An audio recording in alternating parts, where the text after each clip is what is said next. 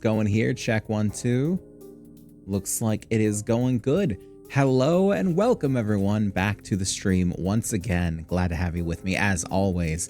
Today we are going to be getting back into some more TerraFirmaGreg. We've been away from it for a little while, but we still got some things to do, especially with the machine side of things that we are just starting to get into with the low voltage.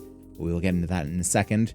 In the meantime, I hope that you're all doing well. Hope we're all having a wonderful start to our week. I know it's just started, but we'll get through it. Don't you worry. But I hope that it's been good nonetheless.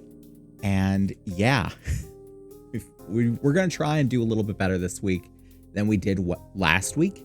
Yeah, last week. Last week was weird. Last week was a lot, but hopefully we can do a little better this time.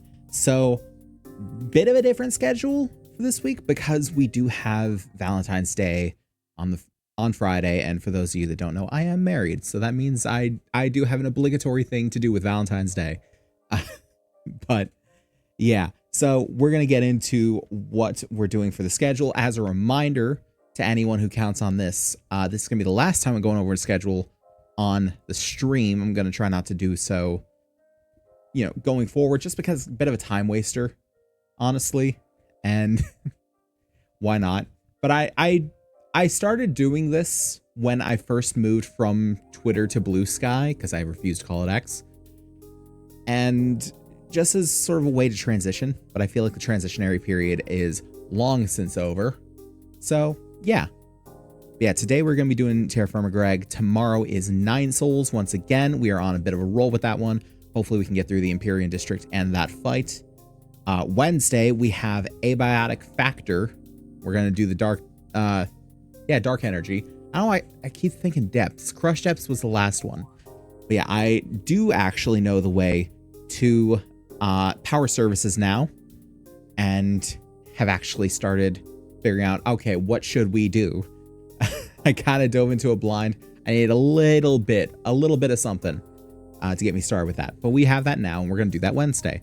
Thursday and Friday are going to be off stream. There is no Helldivers this week, unfortunately. We're going to be getting back to that next week. Saturday, we're going to be doing the Dark Souls Soul Level 1 run.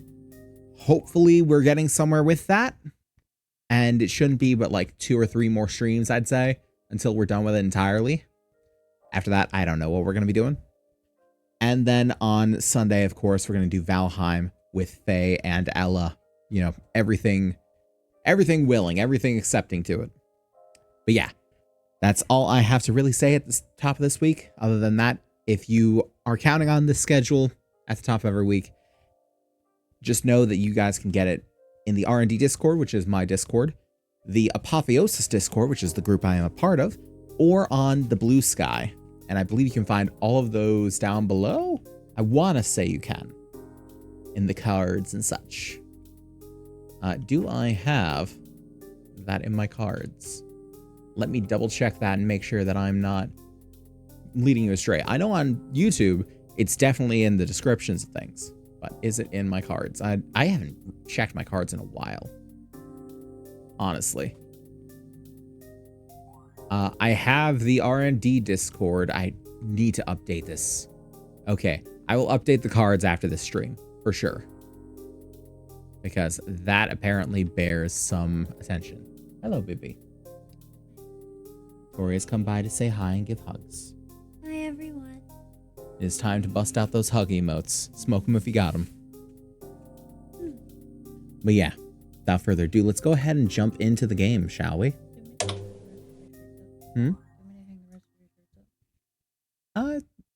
If you want to. Where are they? They are, I believe, sitting next to the bed. Okay.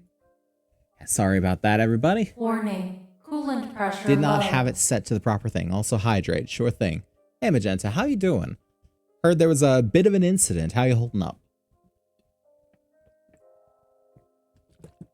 Good hydration. Boot. Got a boot. Yeah. I was more giving a moment to start, you know, conversation, but okay. It's okay, baby. Yes, we are back in TerraFirmaGreg.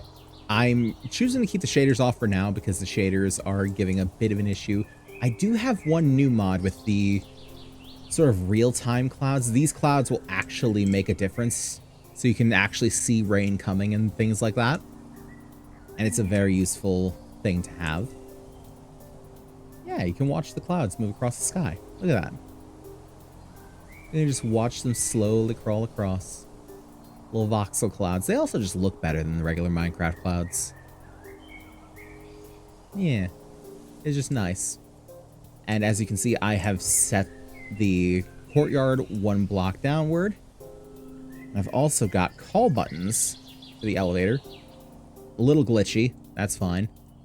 I've also dug out a good bit of tunnel down here. Haven't branched it off in anything, haven't really added much else in the way of supports yet.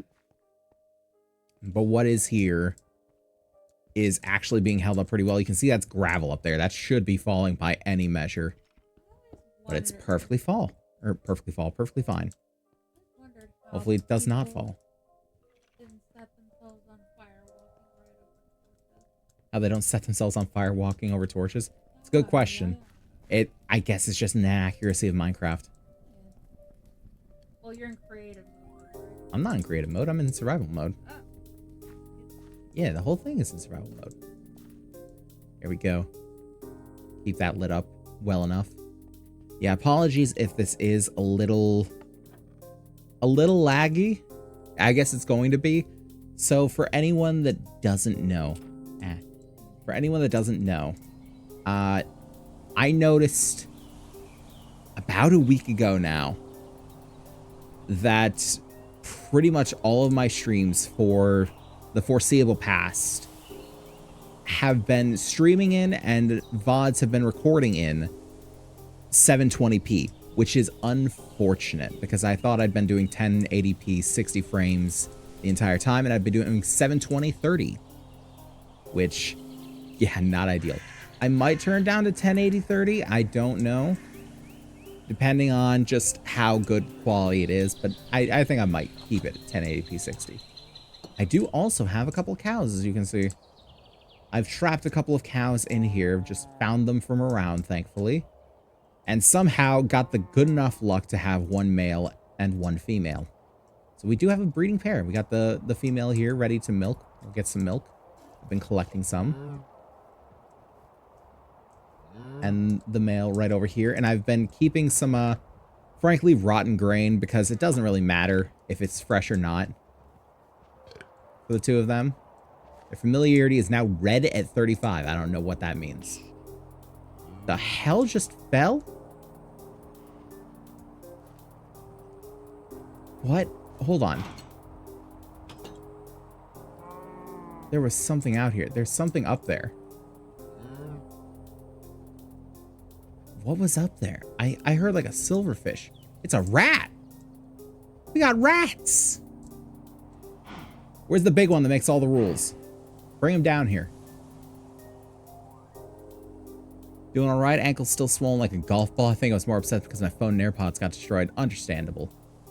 Understandable. Having the tech break is always a crushing blow. But we will move past. The future holds bright things, I'm sure. I was trying to message Eli, but he wasn't responding, which I'm a little concerned over. There we go. We're trying to collect the milk together because fortunately in the barrel or in the bucket, I believe, it's not going to go bad. I don't think. Unless there's some hidden mechanic I don't know about. And we can take this milk and we can turn it into cheese, which will do well for us, especially considering our food supplies are limited. They're pretty limited. But we have a few projects to work on. We have the aforementioned machines, which we've got the turbine generator set up to a wire mill here, and plenty of tin wire going to as many slots for machines as we could realistically need, at least for now. And then we also have the task of making a sprinkler system in here. Because right now I'm basically just going around to each one of these and watering the crops. I also have the hydroponic planters there. I can plant things like rice in, but they need direct connection to water through pipes. So we're going to have to do that, which I believe is a bunch of copper. And I think we have a bunch of copper. I did also get a good bit more materials. I got, I think I still got a bunch of iron, but I did get more steel, more black steel, more red steel, more blue steel. So we should be pretty good should we need those. So let's get in here and we'll see what's what with the quests. I think I took a couple quests, but not many. Not many. Blah, blah, blah. Let's go to low voltage. And yeah, this is the one I accepted here. So auto output behavior just says that there is a front face and an output face. The wrench can sort of change what face that's on. They can auto output through their output face. Kind of makes sense when you put it like that. You can click the appropriate button in the GUI. You can toggle them separately with filters and covers, all that sort of stuff. And you can, items and fluids cannot be inserted through the output side, but this can be toggled with a screwdriver. Okay. And unique machines that do not process recipes, such as the pump, miner, fisher, and item collector. Machines will output on their front face, which is still marked as a dot. Ow. Hey, Eli, how's it going, bud? How you been doing? Ow. Okay, we're doing this again. Ow. Fuck. Then the hydrate. We're not breaking tradition now, are we? Certainly not. Warning. There it is. Coolant I'll wait for last. low. There it is. Okay, hydration. Got it. Good. Able to get replacements. Yeah, fighting depression. I get that. I get that. I've been doing the same. I hope you're doing well now, though, bud. And if you're not, hope that I can help in some way. Whether it's on stream or off stream, you know I got your back. In the meantime, we're just going to check out these. So we've got the lathe, the bender, and the polarizer, which we can do. The lathe, I believe, is for rods, as well as some other things. The bender, definitely for, like, plates, but also the extra thin rubber sheets, which we need. The polarizer is just for magnetizing rods. Yeah, how you holding up, Eli? Curious to know. Battery preparations. We need the battery alloy, which is going to require lead. We can't get lead right yet. Not in a safe way, anyway.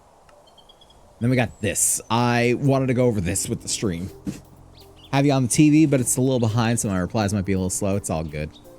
It's all good. Glad to have you here all the same. So LV will require you to craft a lot of different machines. You don't say. Here's a friendly tip if you're struggling to set goals. Pick an item in a later quest and go backward from there. That's how I usually do it.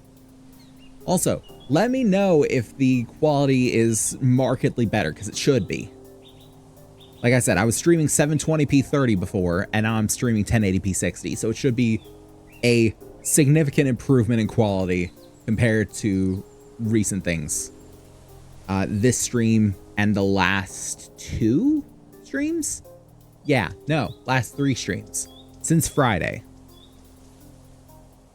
So with that in mind, why don't we start with a fusion controller? Don't know what that is, but it sounds hard. Never mind, slightly too ambitious. Sure, let's check closer goal instead. The electric blast furnace. Great idea. I do want to get rid of my blast furnace.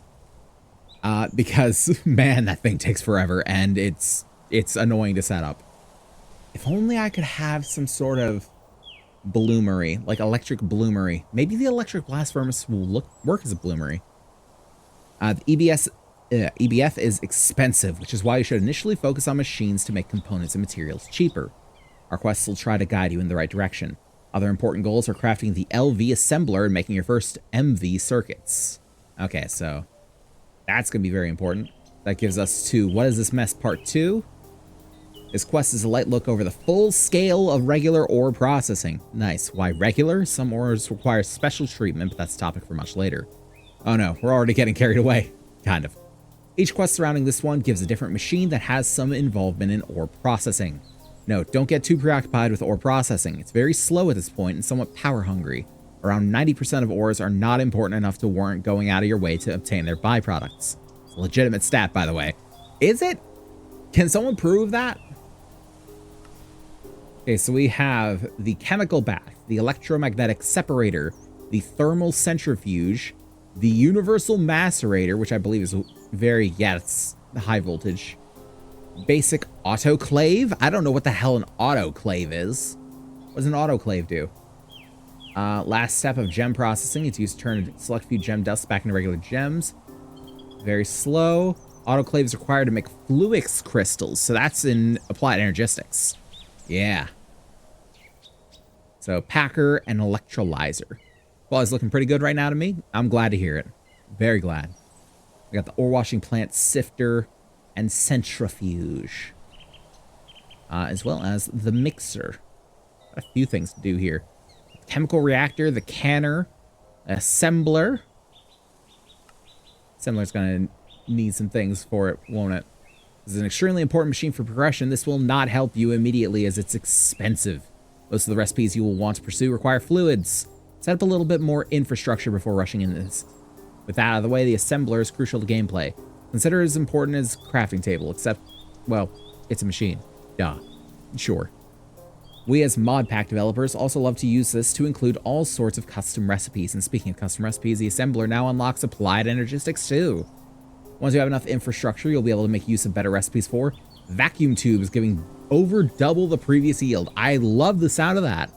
Resistors, granting 4 resistors per craft. I love the sound of that. Circuit boards, greatly reducing copper used. Fantastic. Wahoo. Back in the days of GregTech 2, the assembling machine only had 2 slots and was only really used for alternate circuit and hull recipes. Sounds like it's had a bit of a glow up. Okay, so what should we do first? Chemical reactor will be required for a lot of recipes. We also need a liquid rubber bucket for that.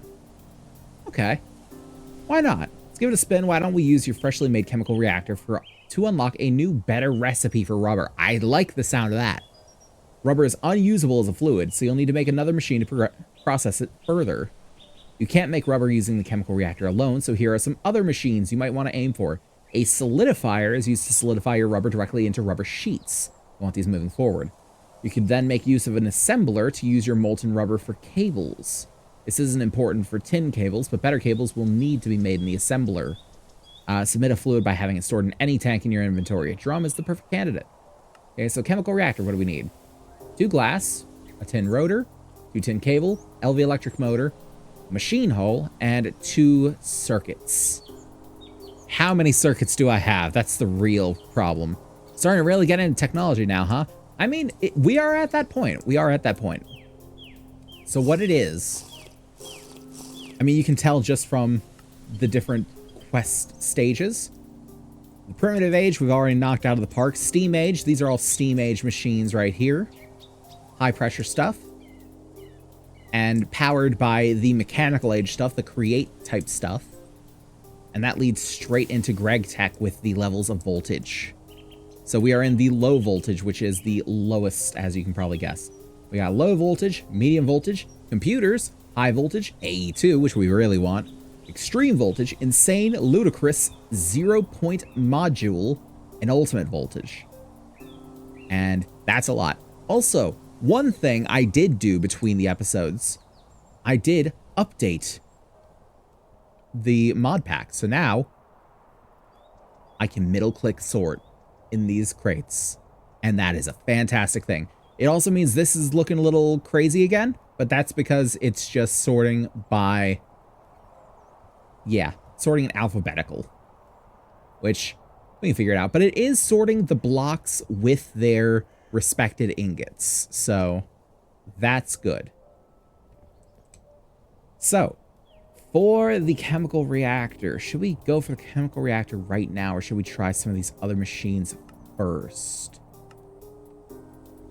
Well, you need a lot of plates. So what do we need to make plates? I want to say it's the bender, yeah? Is it the bender? Oh, it's the bender. So we're making the bender. So arguably the second best LV machine to craft. I think it said that the wiring mill is the best one. It's unlocked the ability to convert 1 ingot into 1 plate, which is amazing. So we need 2 electric pistons, a wrench, a hull, 2 LV circuits, 2 LV motors, and a tin tabla. And let's see what we got. Got a robot arm, an electric pump. We have 0 circuits. We have 0 of a lot of things, including cables, actually. Let's make these 2 into cables, because we need cables. Good. Cables, 1 thing done. Actually, instead of constantly going back there, Bender Bending Rodriguez. That's the man we need for this. We'll need more tin cable, is what I'm learning. Do we have some tin plate? And I believe, no, wait. Instead of using the tin plate, I believe we can just take regular tin ingots and make them into wires with the wiring mill. If I remember correctly, let's find out. Let's grab the ingot mold, pop you in.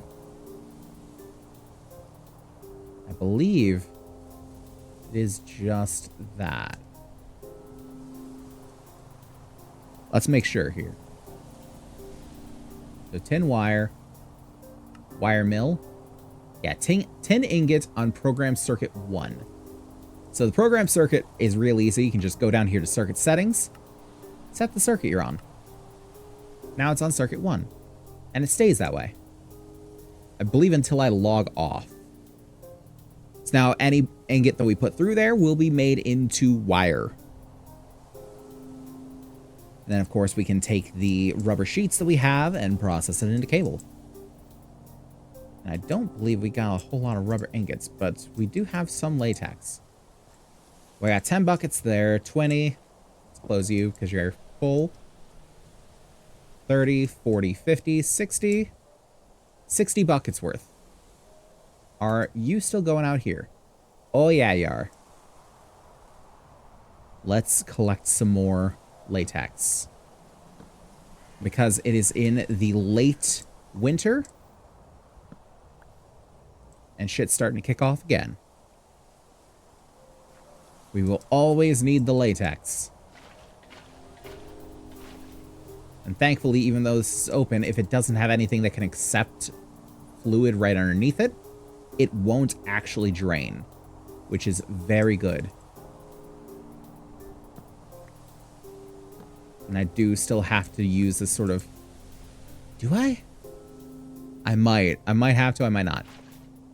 Yep, I definitely do still have to. So that's what happens when you right-click it with one of the buckets in your hand. It empties the bucket and completely destroys the one that was on the tree, which is why I keep doing this scrolly thing. So let's pop those in and grab another wooden bucket. I've got a few stashed away in here. Yep. Boom. Still got another round's worth, should we need it. Finally got a decent amount of mods applied to Fallout 4. Hell yeah. Stuck in next gen because downgraders for me just don't seem to work properly. At some point, I should just like send you game files for like older Fallout or something. If you want me to do that, I will do my best about that. I don't know if I can send it over Google Drive, but I can certainly try. But I now have a stable mod pack. That's really what counts. The only issue is I seem to have hit some kind of weird mod count cap. It's mods I know would work, but anytime I add something new, the game crashes. It might be... I'm not the most knowledgeable when it comes to modding Fallout per se. But I know certain games, for instance, Vintage Story, the more mods you add to it, the higher the RAM cost is on the game. And at like low ranks, quote unquote, you would essentially just see like performance dips. But at a high rank, you could essentially crash the game because it just runs out of memory.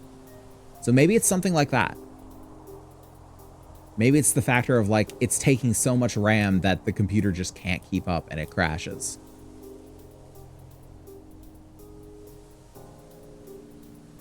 Okay, work. And I can turn these machines on and off. I'm going to keep the steam turbine on for now. Well, I'm going to turn off and let it sort of use some of its backlog. Yeah. feel like it's good to just keep an eye on this so we can... Yeah. Because we don't have any sort of batteries or anything like that just yet. So I'm trying to maximize how much power we have and not waste all the steam that we've got.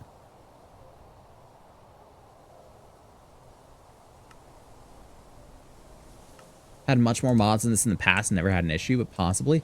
It might also be the size of the mods. Because not every mod works the same. Like I said, it was this very similar thing for Vintage Story. It still is. Though I believe they have done better about it with recent updates. But it was a very similar thing of mods will take more and more RAM.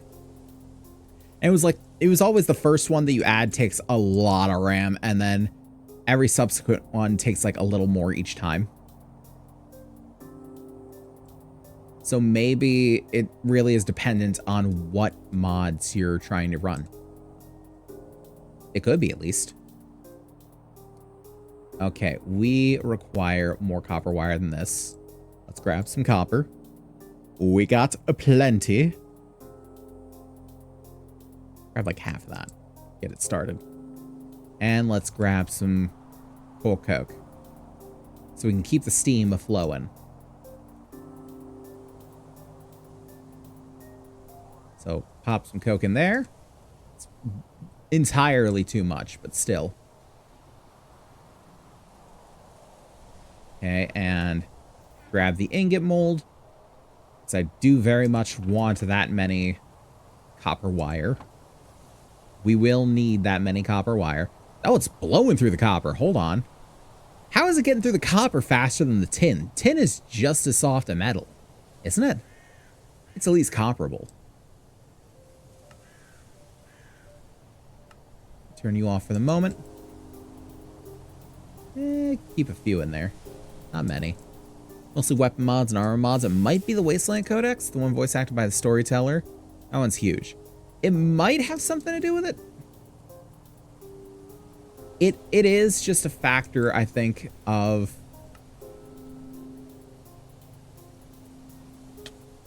Ow. Hold on. Oh, that hurts me. Okay, the wire mill gets hot. Or just dangerous.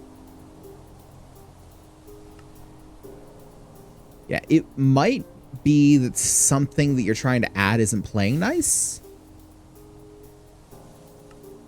I don't know.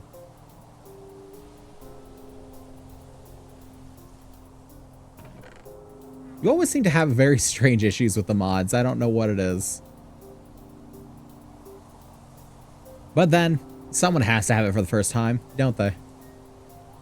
I know I'm a victim of that more often than not. The exposed wire is shocking you, I think. Is it? It might be, because now I'm stepping on the wire. You might have a point there. They are exposed wire. Are you winning? We've just started, but hey, Seer. How you doing, bud? Hope everything's going well for you. We are currently trying to make some parts to make another machine, the Bender. The Bender, the Bending Rodriguez. Okay, we require both of you. Require 4 of you. I think we can make them now. So magnetic rods, iron rods, copper wire, tin cable. 2 electric motors. Beautiful. Eating shin ramen with canned tuna and kimchi. You could leave out the canned tuna, otherwise I'm good for it. Shin ramen's some good stuff and kimchi is good stuff. Okay, so next we need, oh god, we need the circuits. And the electric pistons, which is a lot of steel. And tin cables, I forgot tin cables go into those. And steel gear, which is, also bad. We will need the lathe for the rods at some point. It isn't as cheap to make them as compared to the create way with the rolling whatever the fuck.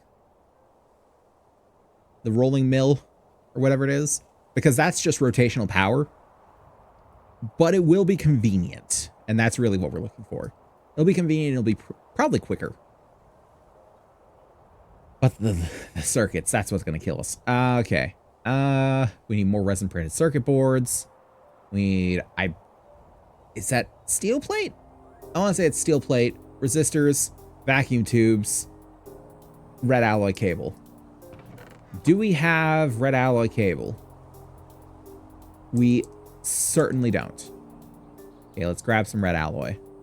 Let's grab like 6 of them. That should be fine. A goodly amount of red alloy cable. That's right. I also remembered something else that I need to show you guys. So, we got good news and we got bad news on the front of all of these torches. Let me go ahead and relight these because it's going to drive me insane if I come back and see them all darkened. Not to mention the fact that I'm going to relight them and they're going to start darkening before my eyes. Yeah, see? That one. Boom, boom, boom, and boom. So, on the bright side, I have created a nether portal. We have gone down, we've found plenty of obsidian, and we've made a nether portal. And we'll pop on over to it right here.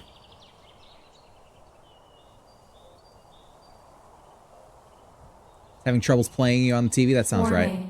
Coolant pressure low. Sounds like the kind of thing that I'd have troubles with. Hydration, sure thing. I was never meant for TV.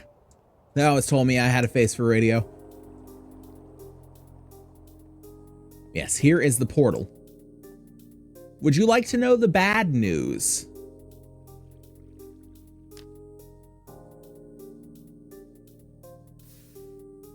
The bad news is there is no nether in TerraFirmaGreg. There's nothing. It is solo uno overworld. Is this like the water and glowstone portal? You mean the aether? Yes, essentially. We're getting aethered by the nether. The world has lied to us. There is no aether portal in vanilla Minecraft, even though this is modded. Okay, let's turn that on. What we've learned here today is that Seer doesn't know about the aether. Seer, you get regular access to a computer again. We'll play aether mod together. Everyone should experience it at least once. It is a staple of old school modded Minecraft. It is an absolute mainstay. Okay, we got our red alloy wire. In May, perchance. I'm good for it. I am good for it. You say the word. Ah, get fucked, bot. They're coming in and a constant stream now, but Seribot is taking good care of them. And by good care of them, I mean kicking the shit out of them. Couldn't be more proud. Okay, so we need some steel. We have 1 steel plate. A red steel rod for some reason. I don't know why I have that. Let's get... Where's my steel at? Which one of you similar looking bastards? You. You're the one. Let's do you into rods. Okay, so you 3, or you 9 will put through the forge hammer. Get 6 plates. Will that be enough? I have no idea. Relight some things along the way. It feels like it's getting to be a bit springy. No, not just yet. February 8th. Almost lined up with modern day. Boom. Rolling mill. Yeah, I was right on that one. Yeah, I have not moved over the create stuff yet. Every time I pop on here to do something. It's like, what am I doing? Though to be fair, I haven't really popped on here much lately. I was doing a lot of Valheim. I'm not gonna lie with you. I have been kind of infatuated with Valheim recently. When I was taking my time off, let's say, I was doing a lot of Valheim stuff in the background, and I was hoping that you guys would see it yesterday, but things didn't work out that way, so you'll see it next Sunday. But I've been doing quite a bit. I've been learning quite a bit about the game. I've always liked Valheim, but it's just now I'm getting a proper chance to really get into it, now that it's not breaking down on me hardcore. Okay, so we got that. Let's just grab all our tools out of our bag, yeah. That is... Did I do this? Yeah, I did do this in one of the previous episodes. I upgraded the backpack. So we can hold many, many gubbins in here now. We should have just about that. TV's a new Roku now, and apparently Roku's apps for Twitch require a subscription and don't even let me log in. That's fucked. Then again, I've never liked Roku TVs. We have Roku TVs, and I'm not a fan of Roku. Just in general. A lot of smart TVs, honestly, I'm not that big a fan of. I'd much rather plug something like a Chromecast or something into that, despite the fact you know, Google. Roku, yeah, essentially. Okay, so electric piston. We need small steel gears. There's wire cutter and hammer. We need 2. So wire cutter, hammer. 2 small steel gears. We need 3 plates, 2 rods, 2 cables, motor and gear. Need more motor. Fuck.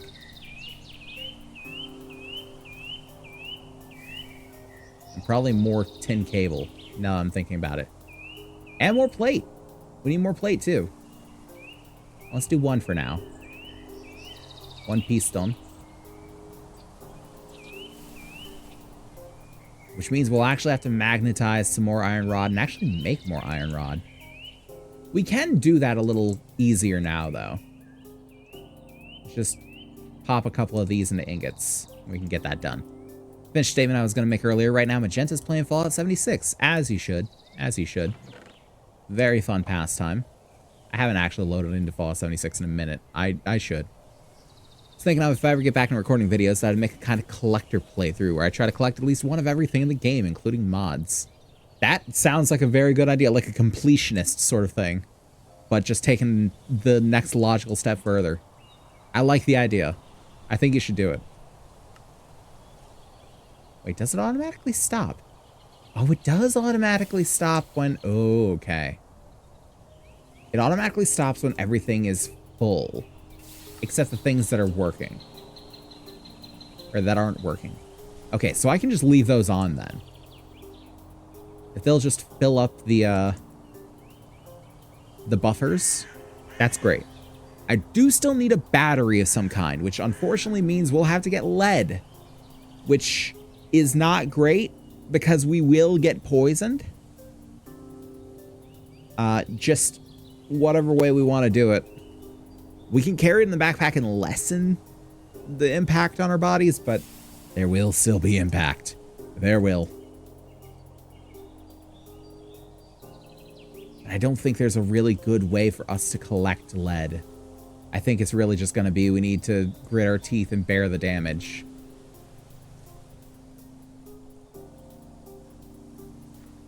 Which kind of sucks. I was hoping. Is there no way to avoid the poisoning? No. If it is in your hotbar or in your immediate inventory, then it is going to damage you. Straight up and simple. Which is why we can put it into our backpack, but we are still vulnerable from the time that it enters our inventory to the time it enters our backpack. So there is no way to avoid any kind of damage. There's ways to avoid most of the damage in just, you know, say filling up our inventory with other gubbins Can you make a pickup mod? Not yet. I think the pickup mod for it is high voltage, which is a little out of our reach. So pickup upgrade, high voltage robot arm, electric motor. Yeah. Mercury, barium, calcium cuprate wire. What the fuck? I don't even know how I would extract barium or calcium. I'm no fucking chemist.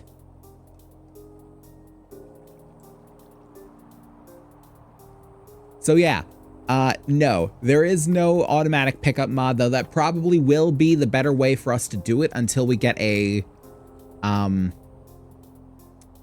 manner of hazardous material suit. But we still have the problem that until high voltage, that's how we're going to have to get things like lead. Is just sort of slowly poisoning ourselves. We're being sent into the coal mines, and we are also the canary, which problem.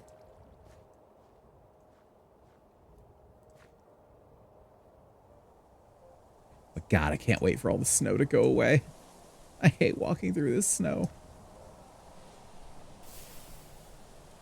Okay, we got plenty of iron rod. Now, give me some redstone dust. I'm just going to make a bunch of magnetized iron rod. So I don't have to worry about it for a while. Boom. 16 magnetized iron rod.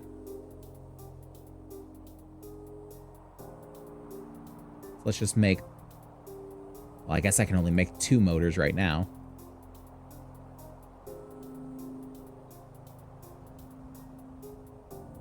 Okay.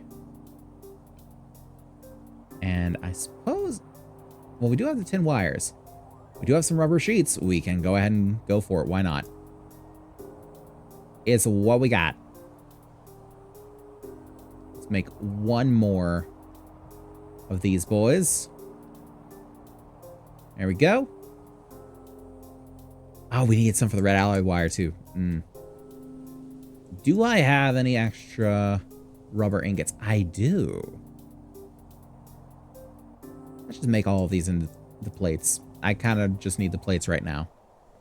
Yes, have some more paths and stuff. Random placement, some of your stuff irks the Minecrafter me. It's mainly just the torches out here were kind of haphazardly put. And I can change this, but it's also not a permanent thing. The stuff down there was convenience's sake because there's actually a patch of like naturally occurring running water there, which I've got the water wheel on. And a patch of naturally occurring standing water down there, which is where the pump is located. The rest of this was just natural, and I haven't built a proper path down to it just because it's kind of hard to build anything that will withstand gravity in this mod pack. So I didn't really bother, considering I can just easily jump it. We need to press it with the smelter. No. Gotta keep the smelters running. Pop you in there. Put 2 you back.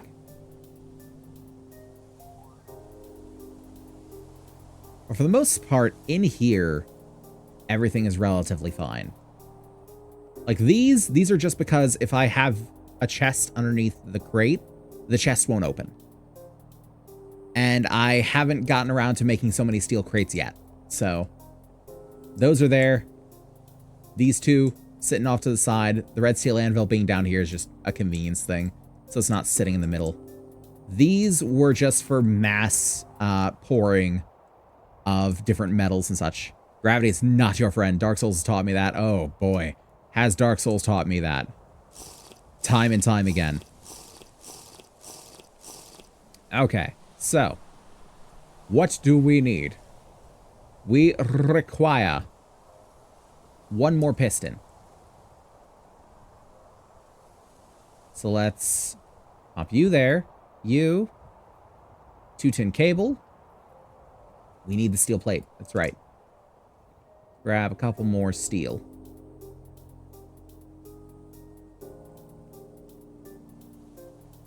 Which means we gotta grab the ingot press again. so weird that we got to smelt it back down into ingots, essentially. And I believe we'll need 4 of these, I want to say.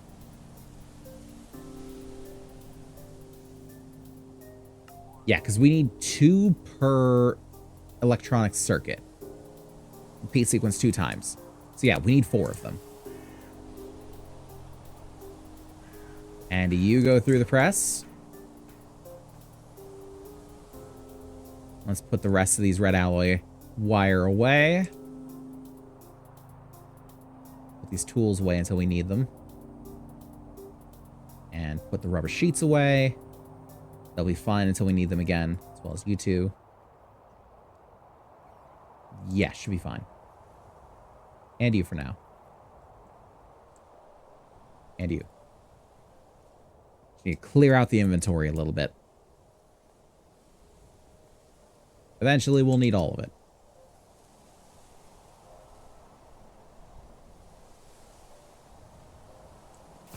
Wasn't there another one going through here?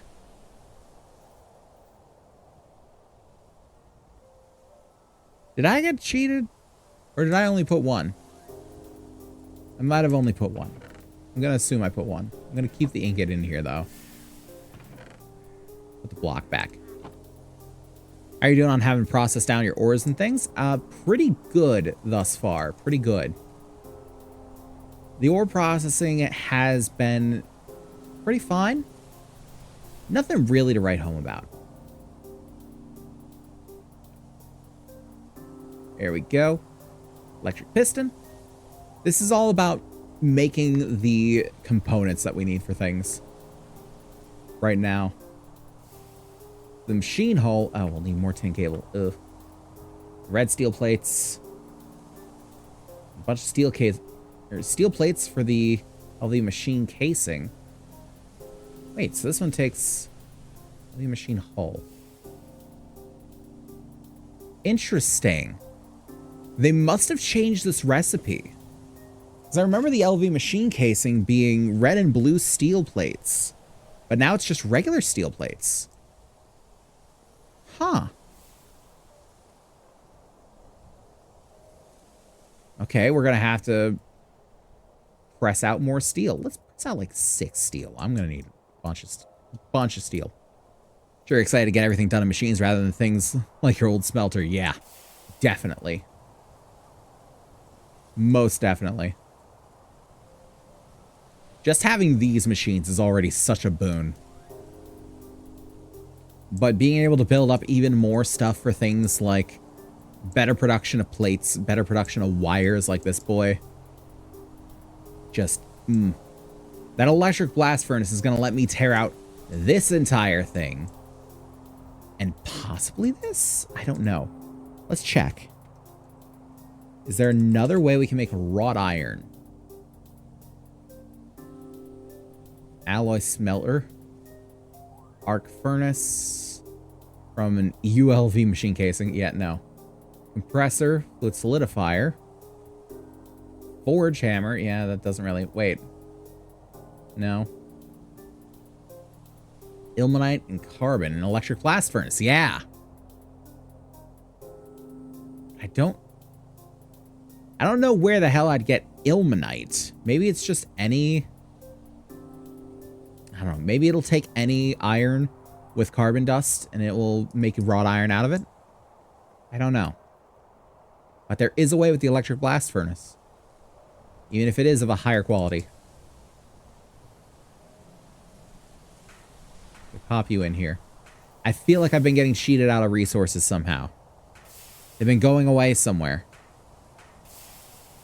Every time I go away from these machines. It's very strange. Experimentation, always. The pursuit of science never sleeps. Okay, steel plates. Hammer. Wait, solid steel machine casing. That's not right, is it? I needed a wrench. Well, I guess I have this now. I'm not too beat up about it. We got plenty of steel, but that does suck.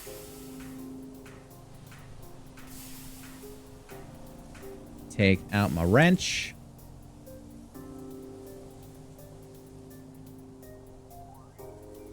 There we go. And LV machine casing. Not quite a dunce cap moment. I'm sure I'll need it at some point. Certainly I should need it at some point. And that's the last I'm going to make until the bender is done, hopefully. Okay. LV machine casing. What did I need to make it the bender? So 2 tin cable, 2 red steel plate, and a steel plate. We got the 2 tin cable.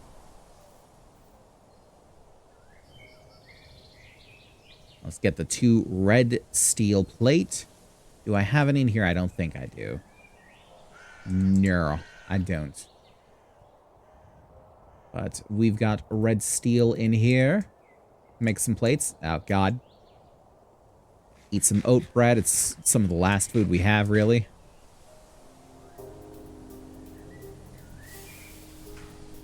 Let that process down. Make sure that doesn't go away on us. Oh, I only need to do 1. Oh, well.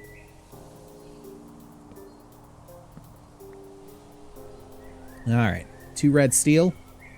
Steel. Tin cable. LV machine casing. Machine hole. Wait for this boy to do, and we will check on the crops. As well as feeding the cows, as it is a new day. I'm trying to get their familiarity up. Maybe once I get to 100 or something, they'll be able to breed. And I'm thankful that I can just use the rotten grain for them. Oh, no. 35, I guess, is the max? Which is why it's red?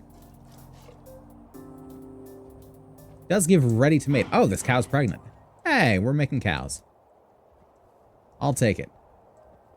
So we're seeing 79, 79, 18. Ooh, yeah. A few things need some water. Yeah, and this is what I've been having to do.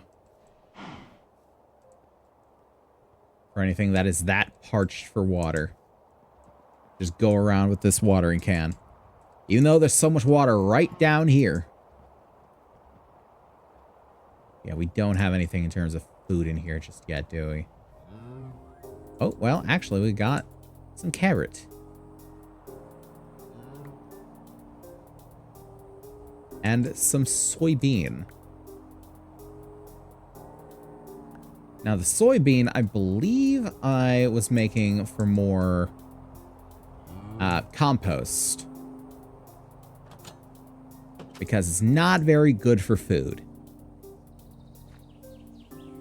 Like, you can make the tofu out of it, but the tofu doesn't really do a whole lot.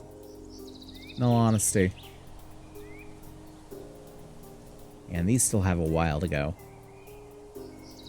So let's pop these boys away. For the time being. I'll put the seeds away too.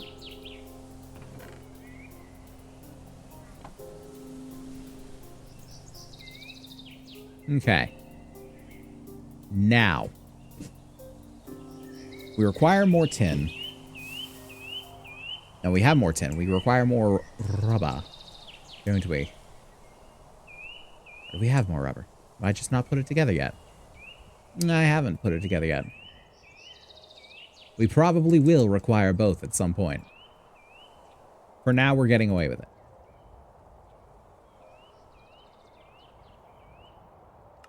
Okay.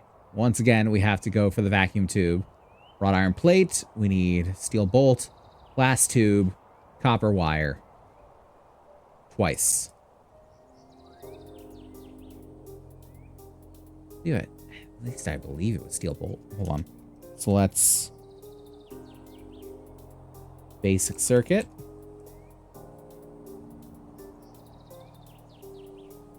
Vacuum tube. Yeah, steel bolt. Okay. Did you grab the red steel plate you needed? I did. We do indeed have red steel plate. Let's pop you in there. We got some steel rods on us, actually. How fortuitous. We just need bolts. We need enough for 2. So we need 4. So 4 steel bolts. We need 4 glass tube. And 4 copper wire. I believe it was copper wire. Isn't it copper? Oh yeah, that's copper. That's copper for sure, bud. And 2 wrought iron plate. So let's boom, boom, boom. Drop you on there.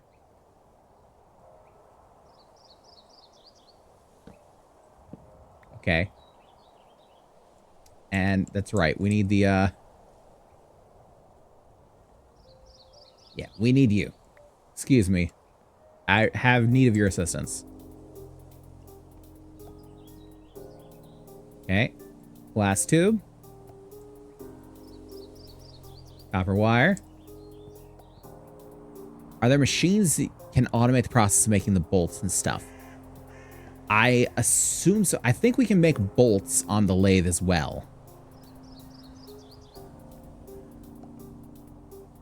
But the problem is we need that stuff first.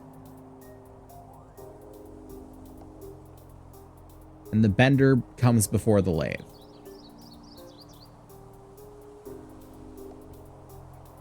And bolt.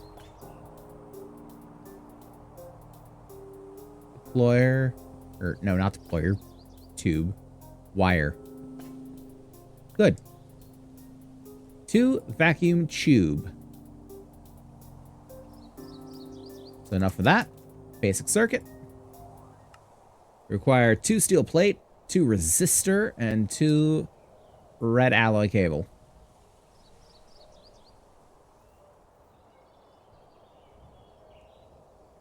Let's toss the red alloy cable that we don't need in there.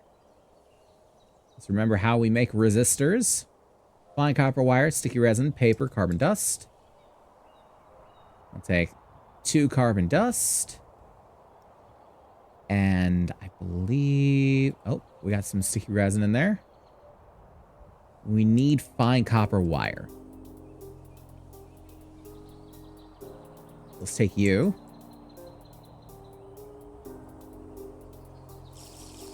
Agile. I will see you when you come back, then.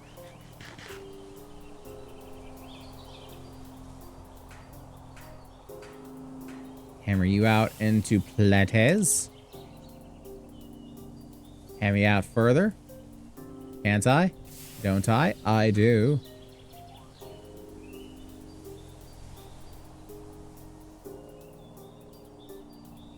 And then snip into fine copper wire. That's some fine wire if I do say so myself. Okay, now. I do need 2 of them. So I do need more resin. Unfortunate. I believe it was this kind of sulfur that I needed, yeah?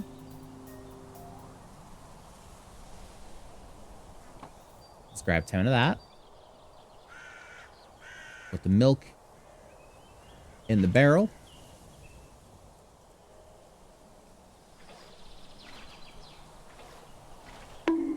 Ow. Welcome back. Fill up the vat.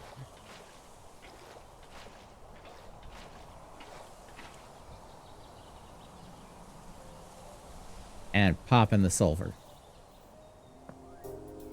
Lid on. And another thing I did find out. I can store logs in these. The crates are the way we can store mass quantities of wood. Couldn't be happier about that one.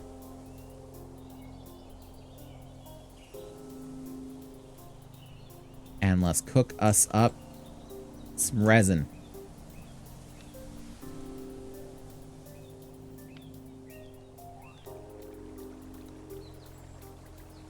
Boiling. Good sign, good sign. In the meantime, I need to see if I have any paper. I think I do. Oh, yeah, I do. For sure, bud.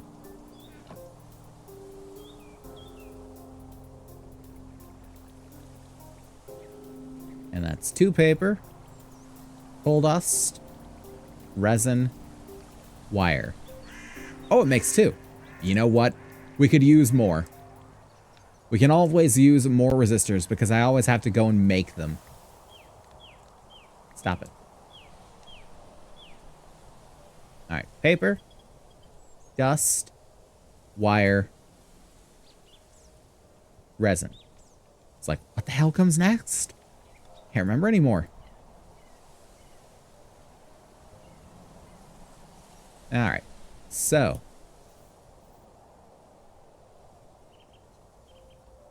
Toss you 2 in there for now. 2 steel plate. We need wood planks. We need resin. And we need the copper wires. And we do have them. That's right, we need 2 per, don't we? Yeah. All the more reason to have so much resin. Boom. And is it 1 per? Yeah. Yeah, okay. Gonna make 1 for now. Boom. Resin circuit board.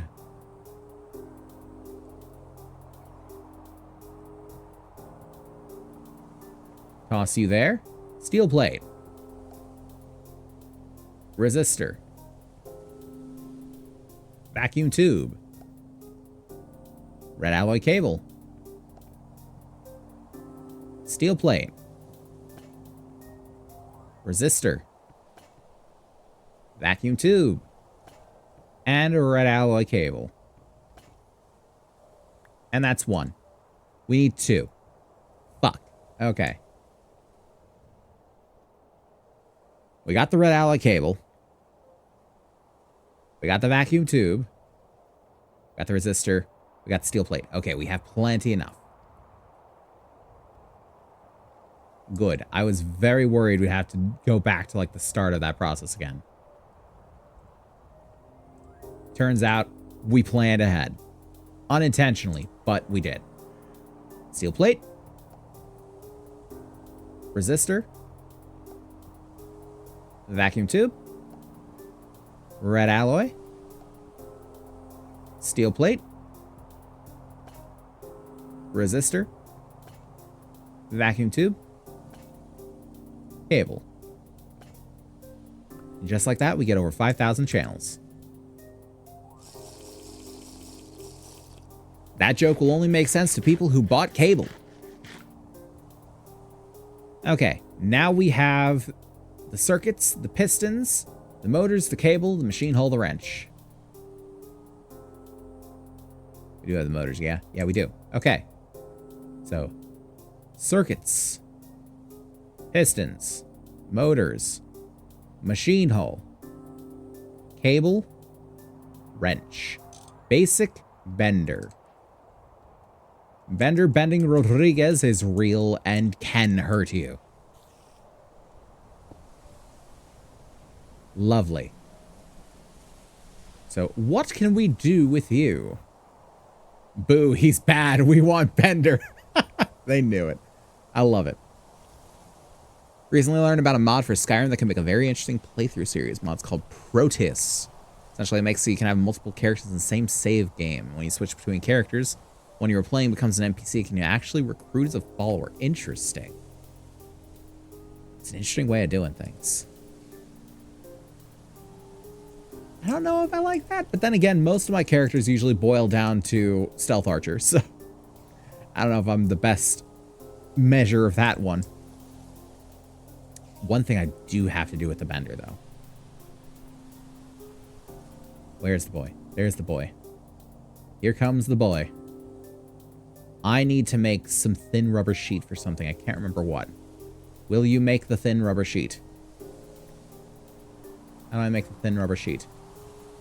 Program circuit 10.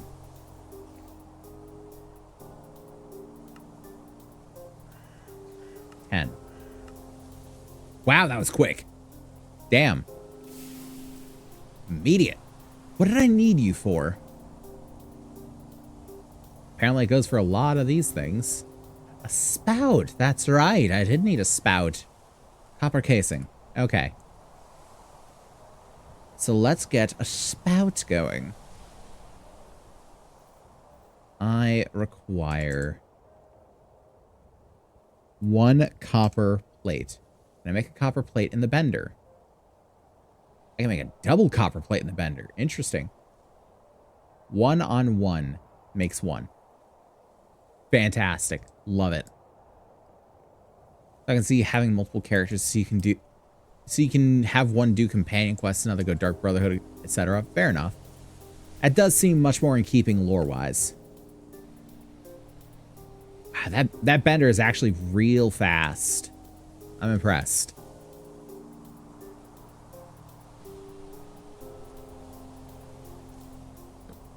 Okay. Boom. Gib. You and you. A beautiful spout. And I wanted to make this just so we can properly fill lamps now. So if I, yep. And now we can turn this and have it dispense onto the depot. Grab you. Pop you back here somehow. There we go.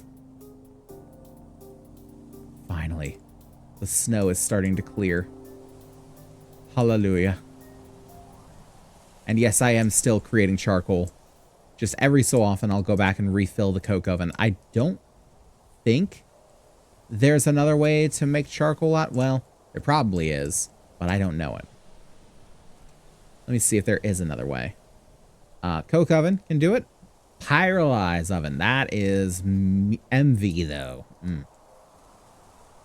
We can do that. Should make a second hand crank so you don't have to keep stealing that one. That's a fair idea. It's a fair idea. I can't remember how I make one. Okay, just 3 lumber and a wrought iron rod. We can do that. Easy. Easy. What am I looking for? Right, I was going to grab another one of these. But I should also grab 3 pieces of lumber. Yeah, pyrolyze oven would allow us to replace the coke oven. We'd probably do some other things with it, but kind of in the background right now. Okay, toss you in there. Do I have any wrought iron rod? I don't. Okay. Well, let's grab a wrought iron ingot and make some wrought iron rod. Toss all of you in there. We don't need you right now. And actually, let's toss the charcoal away too. Yeah, at some point we'll need more lamps, especially if we want to light up the area around us. So we will need a proper way to fill said lamps.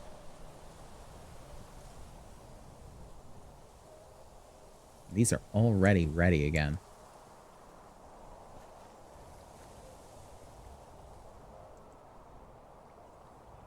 And I can climb down there and fill this. Yeah, I can climb down here and fill this. Lovely.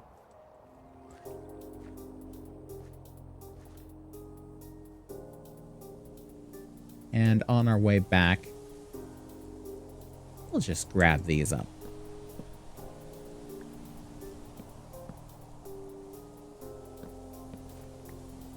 So you guys see why I do it like this now.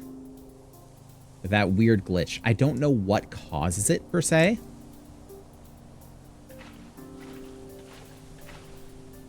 But I definitely don't want to trigger it.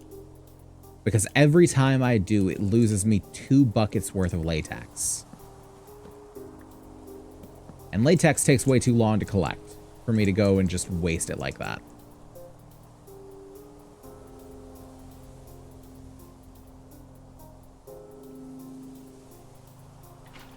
And pop what's left in there. And go and replace all the buckets.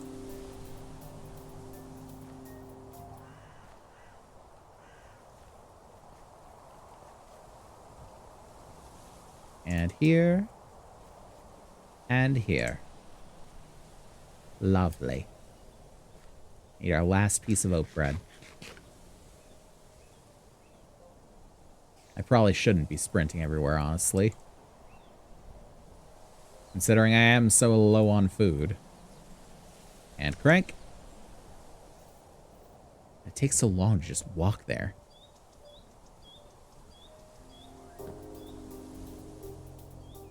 Okay, so. We completed the bender. We should probably see about the lathe, yeah. Thanks to it, you can turn one ingot into 2 rods and 1 bolt into 1 screw. So what do we need for bolts then? I don't see it being the chemical reactor. Or a battery thing. Maybe. I don't see it being any of those things. Or the mixer. The mixer mixes. You don't say. Gallium arsenide. What the hell? We might have to look at the centrifuge. Outside of ore processing. Oh boy, what can't this machine do? Decomposition recipes to separate dust types. Separating air. Do your taxes. This thing can do my taxes? Can it get me more money from the government? That sounds great. Let's just say you need the centrifuge. For ore processing, this takes impure dust or purified dust and turns them into clean dust. Plus an added tiny dust byproduct. Ooh, that does sound nice. This is outside of the optimal chain for byproducts, but this is also the cheapest ore processing machine of the presented array to run and to set up on a small scale. Okay, what do we need? Oh God, so many circuits. Why do we need so many circuits? Is there a way to better make circuit? Hold on. How can I better make circuits? Circuit assembler. How do I make a circuit assembler? Oh God. Okay. We need NV circuits. Of course we do. How do we make the NV circuits? It's the assembler, isn't it?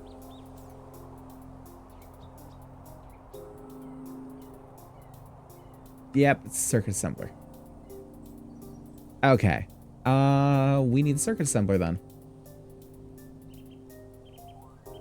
But hold on. Okay, it's not the circuit assembler. We can do it like this. Diode, steel plate, or basic electronic circuit. 3 of them to make a good horrible. Phenolic printed circuit board, which takes silver wire. Oh man. I have to go find silver again? And wood dust, program circuit, and assembler with glue. Oh God, it's all bad. It's all bad. That's what I'm learning here. Oh, okay. Chemical reactor then. Which is, you guessed it, more circuits. What I'm learning here is I need all the circuits forever. So, basic circuit. That's a basic electronic circuit. Trying to make it so it only shows that one, but we'll never quite do that, will it? Vacuum tube.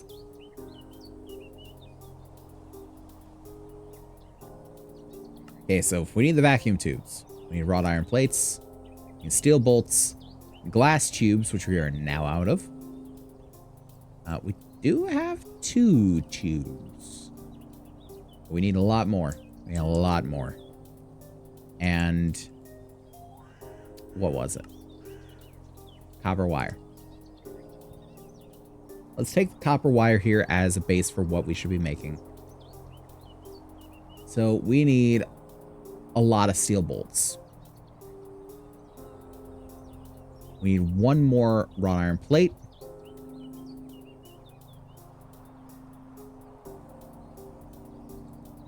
Let's see here. Okay, that's 4 of them. And we need 12 glass tubes to make 6 vacuum tubes for 3 electronic circuits. It's not a lot. We're running out of silica glass, actually. How do we make that again? White sand, potash and lime. We need the soda ash. Dried seaweed or dried kelp? I don't think we have much more dried seaweed or dried kelp if we have any. Might have made all of it that we could into potash. Well, you know what this means.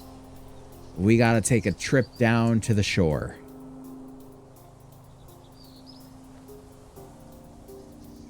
Let's go that away. Before we do... Okay, well, they want to kind of block the doors right now. Guys, come on.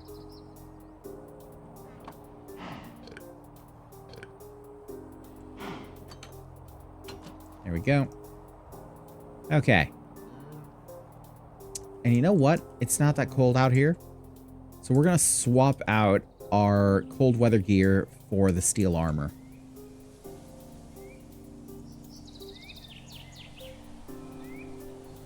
And we're going to take a little bit of food with us. We can't particularly take a lot. It's because we don't have a lot to take, honestly.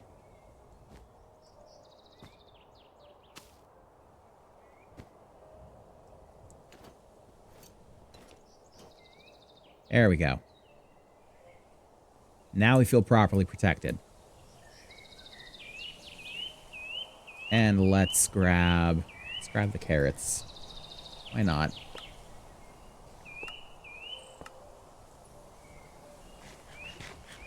Delicious carrot.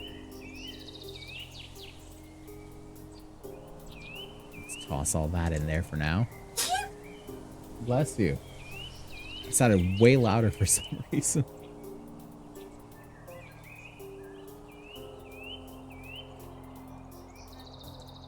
I mean, it's true, but it just sounded very loud with you next to me for some reason. It's okay, baby. I'm not picking at you. Ooh, I didn't realize we had some coal right here. I should mark this.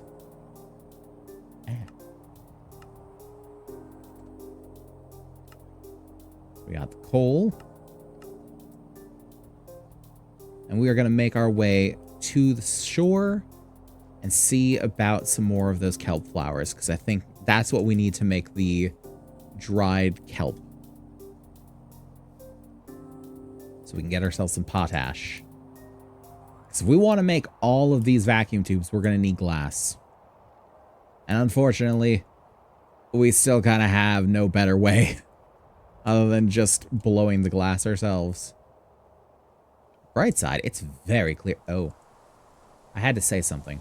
I had to say that it was very clear outside. Well, it's very clear right now. You can't take that away from me, planet.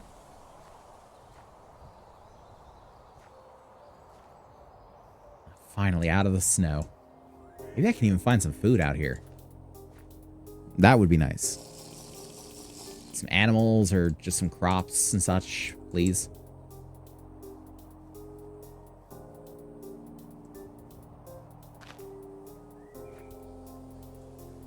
Whatever we can find. I'm too low on food to really be picky about it.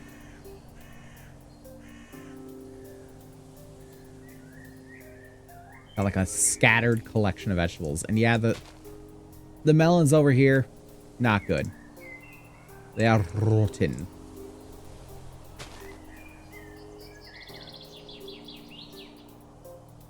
Okay, those nightshade bushes. I will be picky about that, because nightshade is literal fucking poison. Despite the fact that it's a relative of tomatoes. I don't know. I guess for all the tomato haters out there, there's some fuel for your fire. Why not?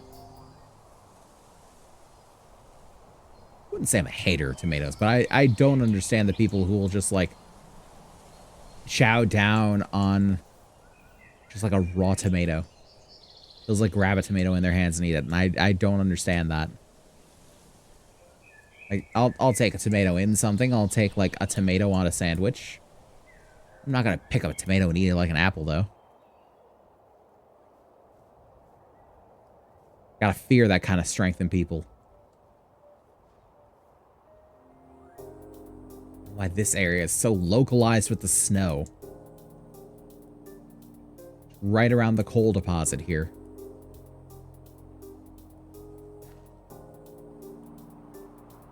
Come on. Push through.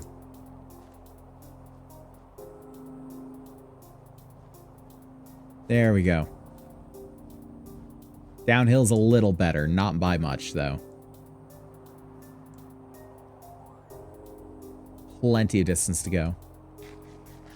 And here goes the carrots. At least we got water. I'm so glad with this iron flask, holding like 20 drinks of water, as opposed to the paltry 5 of the leather one. So beautiful. Big upgrade. Huge.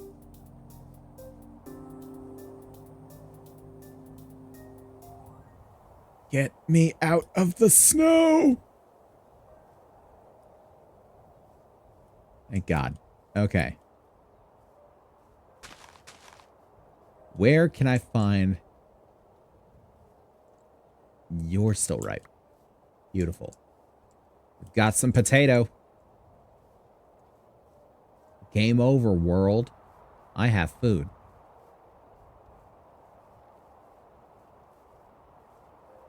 Where else we got food in this place? I know you're hiding it from me, world. There's animals up here. No, that's a zombie. Okay. Is there anything that's a little less zombie up here? Something I can eat, perhaps? I can eat you. Come here. Let me eat you. Thank you. Thank you for cooperation. I appreciate that. You know, so few cooperate with us nowadays. Just nice to see someone with some class.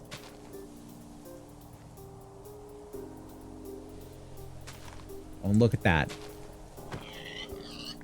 More cooperators. Should I dig the... No. Should... Over here humming and hawing about this clay. No. The clay will take way too much inventory space. I should not.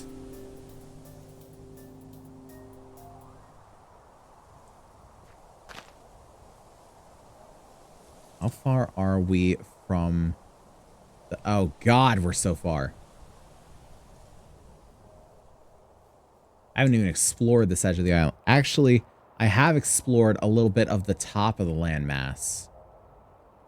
See, I don't know why it cuts off here that weirdly. I know I've explored that. Yeah, see? But it goes way up and way out. It's kind of wild how big this landmass is. I thought it was way smaller than it is. But apparently I just spawned on the southeast end of it. And it stretches on for miles.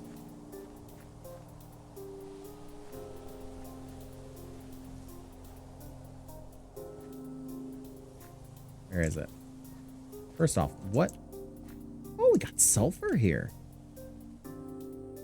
Right next to the sulfur deposit over there. I see. It is connected, perhaps? It looks like it. Out here on the outside? No. Means those yellow dots I'm seeing are probably mobs. This might be a separate one. I should mark this. Because at some point we will need more sulfur.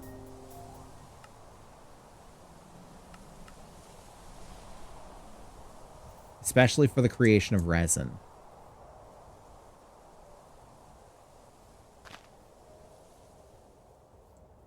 There's a bunch of red dots over there. I'm not going to approach the red dots. I still don't know. I feel like the red dots are dropped entities and not like mobs. I wish there was something that would tell me that, or that would like let me control what it is. Like let me make, say, green dots for passive entities, yellow dots for neutral entities, red dots for hostile entities. And then, I don't know, blue dots for items. Or like tile entities or what have you. I feel like that would be a good way to do it. Zyro, if you're out there, contact me. I got ideas. Well, mainly just the one, but still, feel free. Drop a line. I don't bite. Hello? What the fuck is that noise?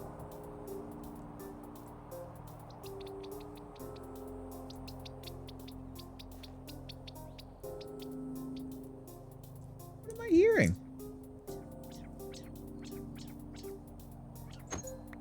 Quail. I was hearing quail. Also, there is copper here. I'm gonna have to start collecting copper soon. Pretty useful. I believe I've got a regular green, yeah? Yeah. God, quails drop a lot of feathers. Then again, I guess it makes sense that they drop a lot of feathers. You know, there's a lot of feathers on a bird. The chicken drops one, then wow, you're kind of shit at plucking the chicken, aren't you?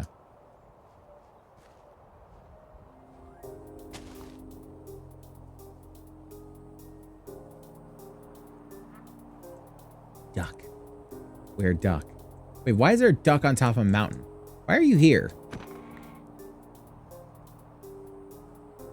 I don't know why that duck was here. I feel like she was lost. What's over here? Oh, oignon. Uh-huh. Where? Donkey. I don't know what a Jenny donkey is, but you will give me much horse meat. Look at that. 9. Beautiful. Now, I do need a fire to cook them at. Means I will have to find a tree somewhere in this darkness.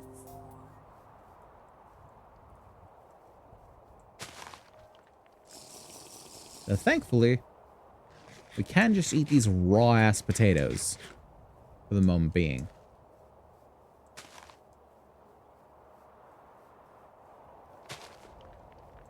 Ooh. It's a little bit of a drop. Eh, it's not bad. It made it look worse with the darkness, honestly. I don't know if I had mentioned this before, but outside of shaders, I am trying to take a page out of B00100's book.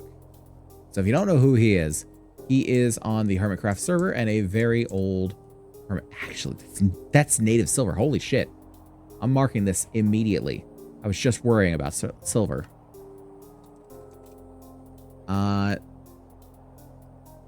What color do I make silver? Aqua? I would make it... Yeah, let's make it aqua.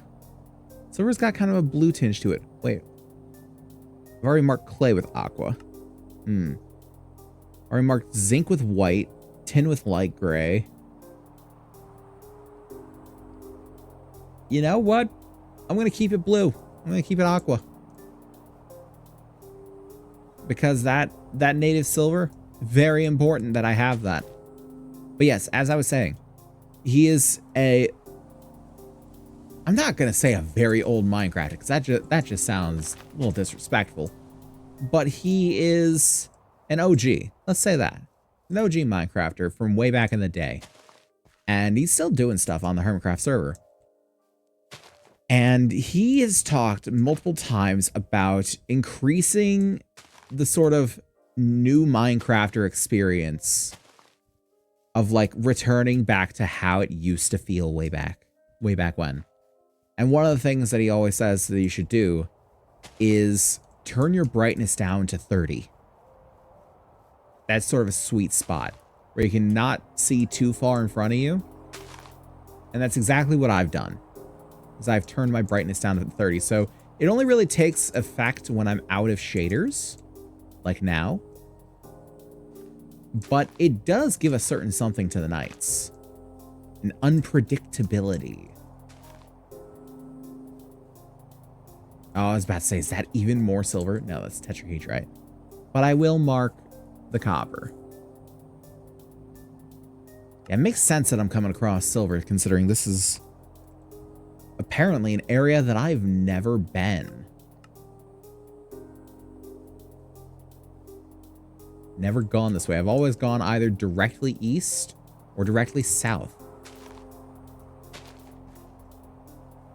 Fantastic to find silver, though. I have not had access to a silver node since we lost the waypoints. When I had a very ill-fated switch over to Modrinth from Curseforge, and it just completely nuked all of my waypoints. And I had already picked up all of the... oh god, I'm blanking on words. I'd already picked up all of the surface deposits, so I couldn't go back and remark them, because I couldn't remember where they were. And I'm not going to go back in VODs and do it because, my god, that would take forever. I remember sifting through VODs for clips, and it's not something I'd like to repeat. Watching my streams is all well and good. I don't want to live my streams and then have to sit there and, like, analyze my streams. And, like, skip around through 6 hours of footage for just a stream. Much less multiple streams. That's why if you ever noticed when I was doing the whole 2-ish months of clips things. That was like a month and a half.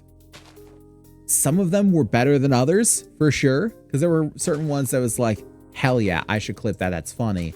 And then there were certain ones where, that was alright, I should clip that. You can kind of see it. It was definitely a quantity over quality thing. Not to say that they weren't all good, but some of them were definitely better than others. And I do still have a few that I should edit, but pretty much any time I've been spending... Take care of you. Pretty much any time that I've been spending in DaVinci Resolve these days has been pretty much solely editing for the Linux video. The video. Which is actually going pretty well.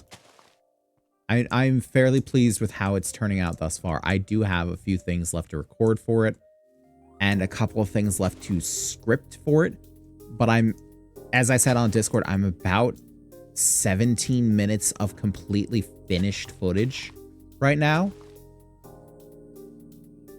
Which, considering a bulk of what I have to do is, like, install procedures, bulk of what I have to do left, that's not bad. It might not even be an hour long. I don't know. It might be pretty well condensed, because a lot of times I neglect to understand how quickly I speak. And that tends to make things fly by a little faster. It also is why I just have so much trouble with keeping up with my own words, because I just speak at fucking Mach 6. Well, what can you do? Still watching right now, but we have a family call going on, so I'll be active again in a bit. It's all good. Hope it goes well, bud. In the meantime, we are going to be collecting some flares. Hopefully we can find some of these kelp flowers. I'm not seeing any thus far. Seeing seagrass. Seeing kelp and no kelp flowers. Hearing things move beneath my feet. Oh, we got flares.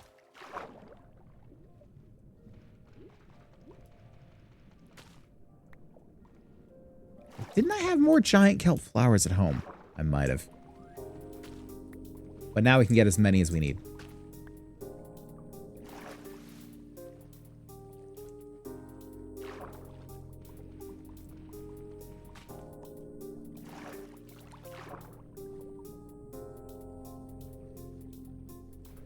So, how many should we get? Probably at least a stack's worth, right? At least 64. Whether it stacks to 64 or not, we should get at least 64.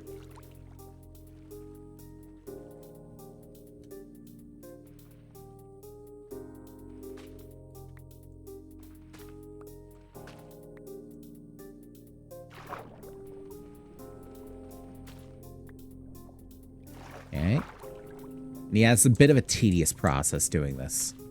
Especially considering we have to bob up and down the water. And the fact that we are in water means, yeah, we're breaking everything a little slower than we should be.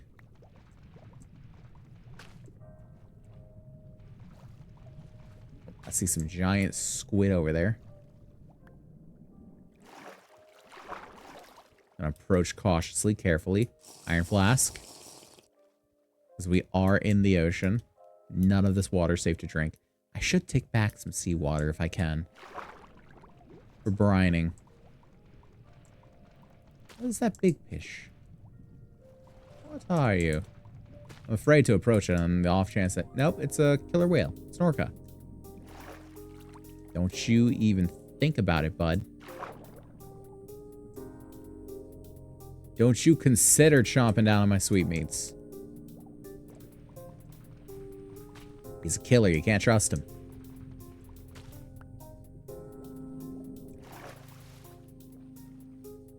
We're currently at 19. 20. I got bounced around by something.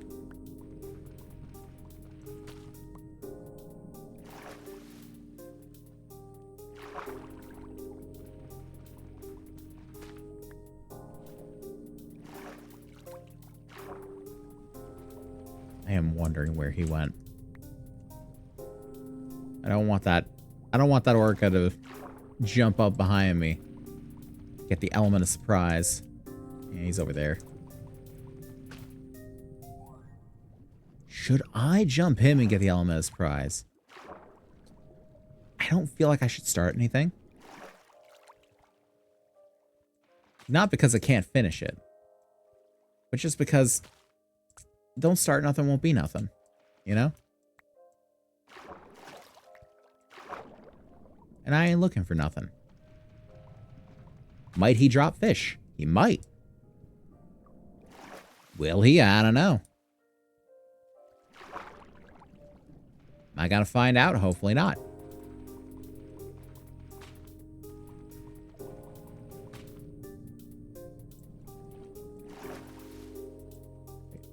I was about to say, did those just disappear off the face of the earth?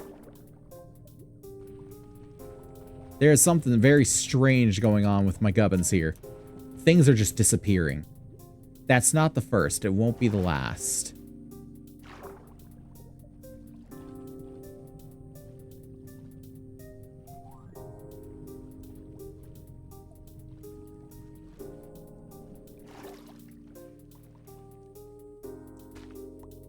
Okay, we're at 35 and counting.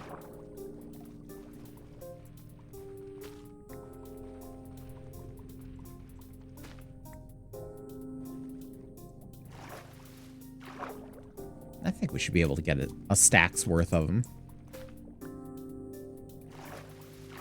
If I remember right, it is just 1-to-1.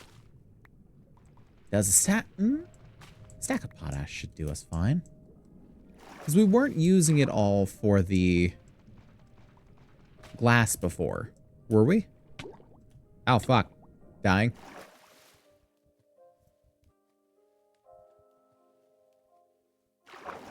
Yeah, I can't quite pause with that one.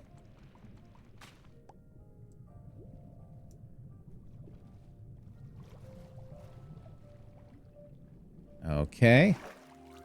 Also running low on food. We never did chop down a tree to make a fire. We're gonna have to do that once we get back to land.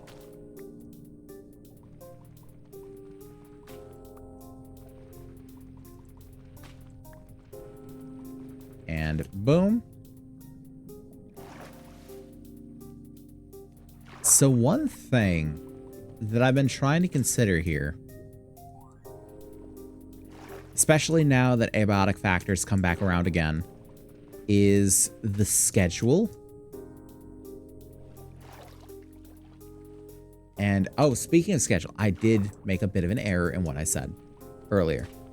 I said that we were doing more Dark Souls Soul Level 1 run on Saturday. I think I might have accidentally put that on the post in Discord as well as in the alt text. on Blue Sky, and I will correct that after the stream. But it is not the Dark Souls Soul Level 1 run. It is the Monster Hunter Wilds beta. Because the beta has been running for last weekend, and it's going to run this weekend as well. And I didn't want to miss out on it. I wanted to do some Monster Hunter Wild beta. I did some of the previous beta, which if any of you saw Bonfree taking part in it, you'll know that I joined in with him for a little bit. And I do want to do some of this beta now. Though I will probably do it on my own. Just to see what's what. Because I do like the way the gun lance works in Wilds as opposed to World. I don't intend on playing with anyone else. But if someone else were to reach out to me, I'd probably be willing to be like, yeah, sure, let's do it together. But for now, I am just planning on going at it myself. But yeah, so no Soul Level 1 run today. No, not today either, but no Soul Level 1 run this week. But I have been considering about a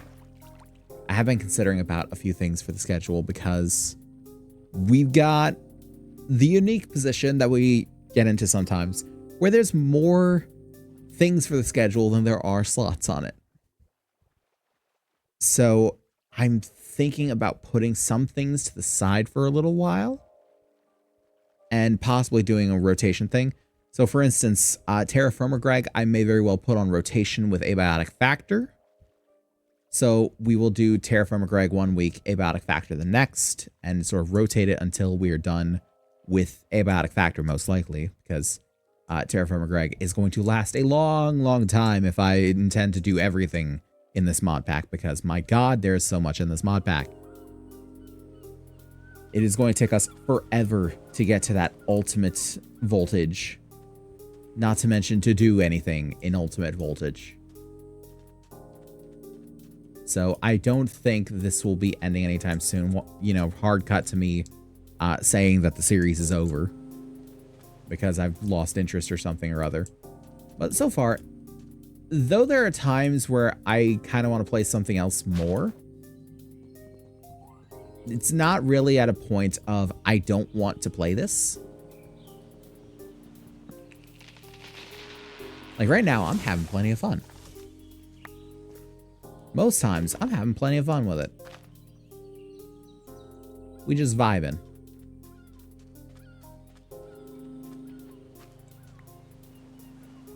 It's 3 and a 1. If I remember correctly.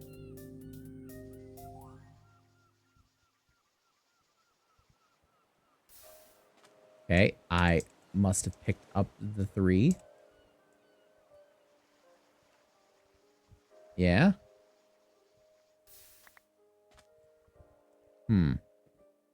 Is it 3 sticks and 1 log?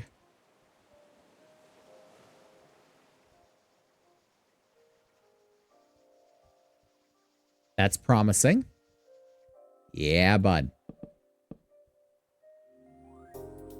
Okay, let us cook ourselves some food.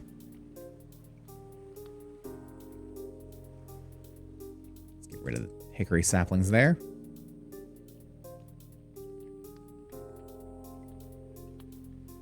We'll just quick fry us up some pork. Why not?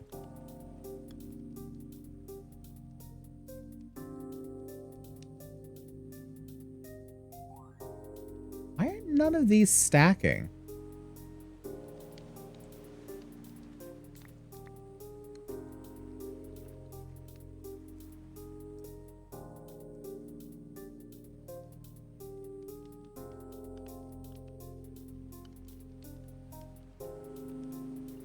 I see, because they still had to cool down, I guess. Interesting.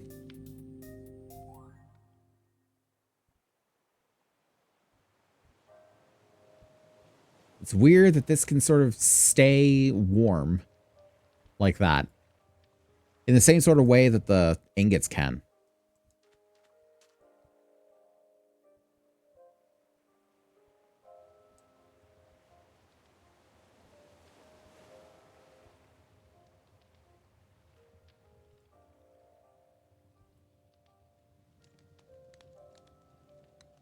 Oh, man. I'm going to have to do so much reshuffling of these.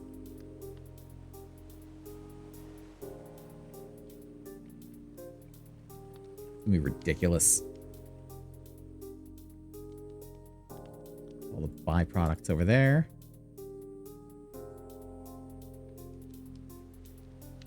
All cookable meats here.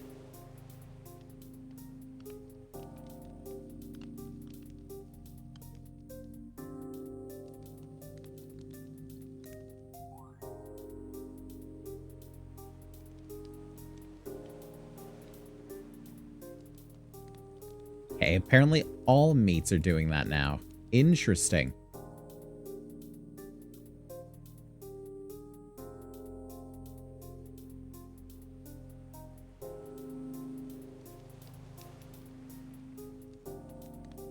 Pull down the quail. Beautiful. Get the duck going.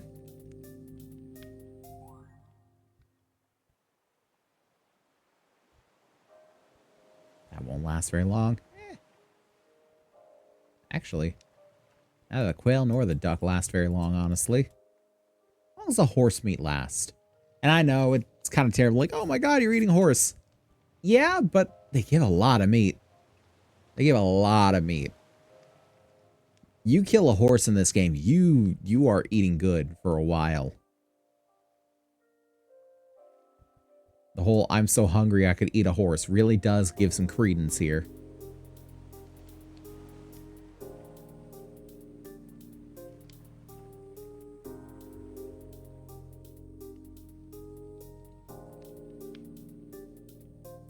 Fry up all the meat we can.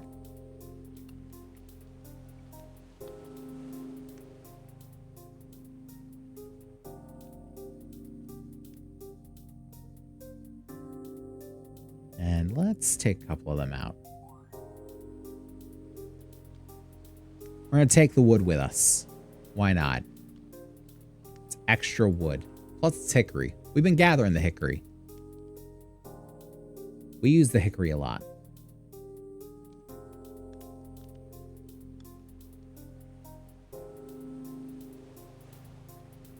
Select you two. That's plenty of meat. We are meated up for days. We just need to make sure we take care of the duck and the quail first. I think the duck, yeah, the duck gives... Oh, actually, the duck and quail give about as much saturation as each other. And those give even more saturation. But the duck gives less protein, so let's eat that first. Break you. Ah, we'll take the ash. Why not?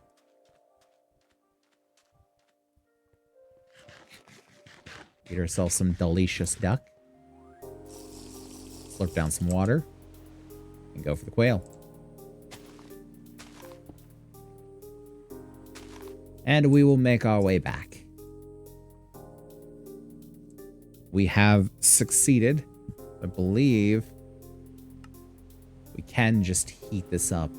Dried kelp. Can I put it in a furnace? I don't think I can. Mate, can I? I might have to put it in the forge. But I'm hoping I can just... I probably can't stick it in a furnace. I probably do have to put it in the forge. That kind of sucks.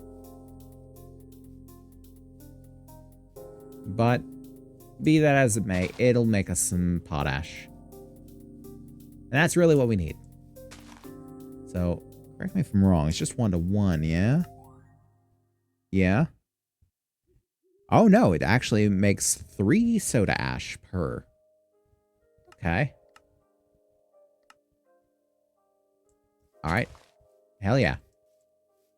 We got 3 and a bit stacks of soda ash on us.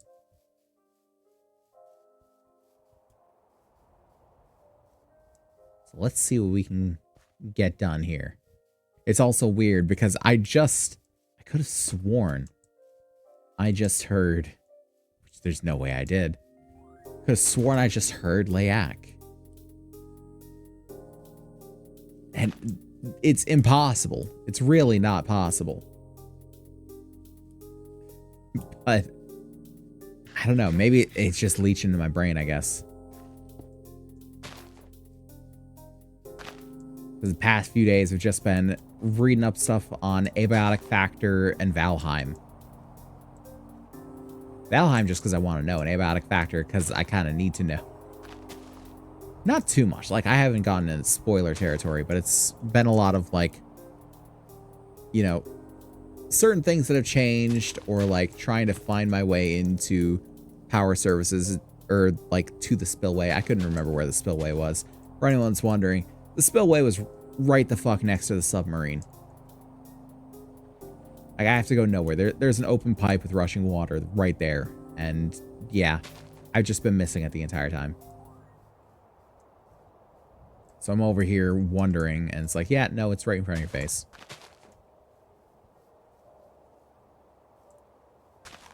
But I am looking up a whole bunch of stuff on Valheim.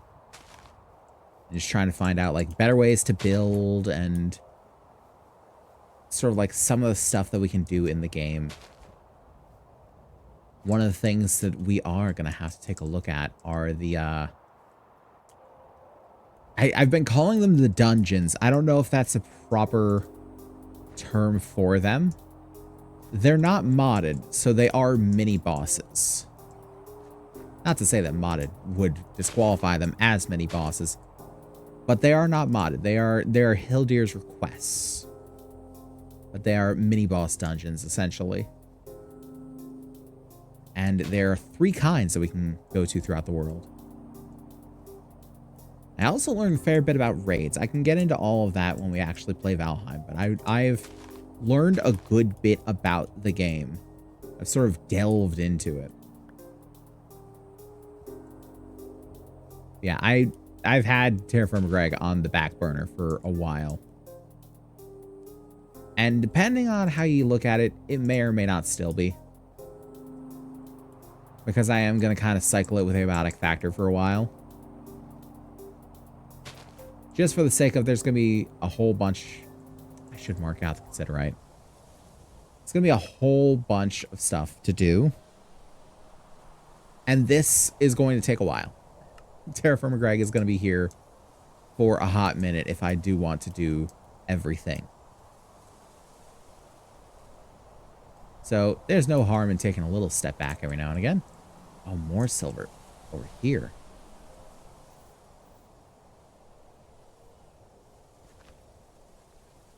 There's so much silver. Is this... No, this is granite. What? How is this granite? This isn't red. I mean, not to say that real life granite would be red, but... Huh? Okay, well, let's mark over here with silver too, just in case it's a separate thing. We're gonna come back for all this silver, I promise you that. Some point or another, we will be back for the silver. We will require it. It's strange that the machines will want me to build with silver. Because there's not a whole lot that silver does well in comparison to things like gold. Gold is a very good conductor. Silver, not so much. Not as good at it. It's all right. It's pretty good. But gold is much better at it. The main reason that we use very minimal gold right now is because it is so highly valued. Just for its... I don't know. I wanted to say rarity, but gold's not that rare. You can find it in a lot of places. I don't really know what we value gold for, other than, ooh, shiny metal rock. That might just be about it. Like the same reason we prize platinum. I think platinum has a lot of similar, like, conductivity and such. Like, it's not quite as good as gold, I don't think. But, oh, we got Considerite and tin. Hell yeah. I don't know. It's been a minute since I've been able to work with silver or tin. Or silver or tin. Silver or platinum. Because, my God. Expensive. I'm probably the wrong person to get the opinion from. Go. Hey, Faye. How you doing, bud? Hope everything's going well for you. We are currently making our way back home after a successful kelp run. We need some soda ash to be able to make some more glass because every fucking thing needs circuits. Having an Ella good morning. Understandable. Say it's not even close to when I should be waking up. Yeah. I've been there plenty of times. Got sphalerite and pyrite. Sulfur. I'll mark this with some sulfur.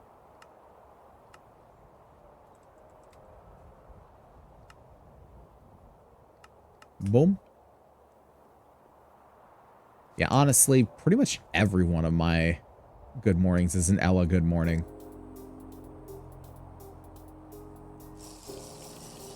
I think on just a regular day, I will wake up at like 3 o'clock. I did get up earlier today, though. Not by much. It was like 1 still. But hey, it's enough for me to have a little bit of energy for stream, so why not? It can be hard being the night owl. You feel like you're irregular. Like you're out of touch with the human way. Even though there's plenty of science trying to say that the night owl way is the human way too.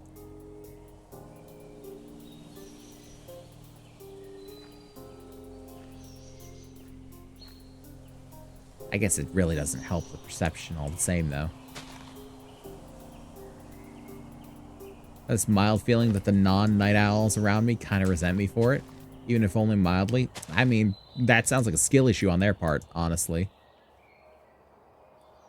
That sounds like a skill issue.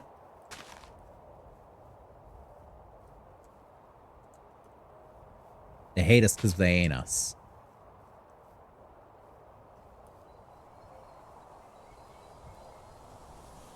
They get sunrises and we get to be left alone at night. I think that's a pretty fair trade. I think that is pretty fair myself. Hey, this shale is deep slate? I just realized that. Makes sense.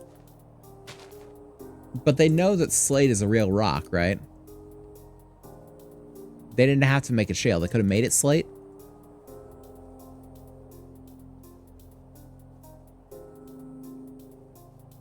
I don't know.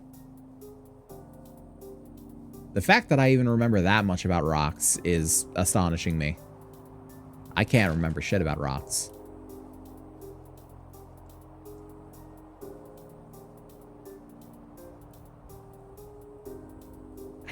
I'm racking my brain. I'm like, can I even remember the 3 kinds of rock?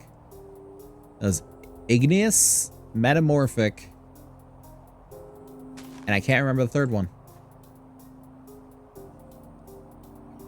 Sedimentary. You're right. You are absolutely right, Faye. Shows how little I know about rocks. They tried to teach me geology. Or geometry? Yeah. Fucking. Yeah, they tried to teach me all that shit. It's like in one ear and out the other.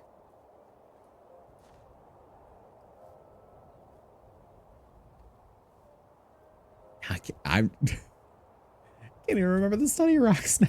I'm like, geography, geometry? No, neither of those right. It's geo something. Yeah, that's the one.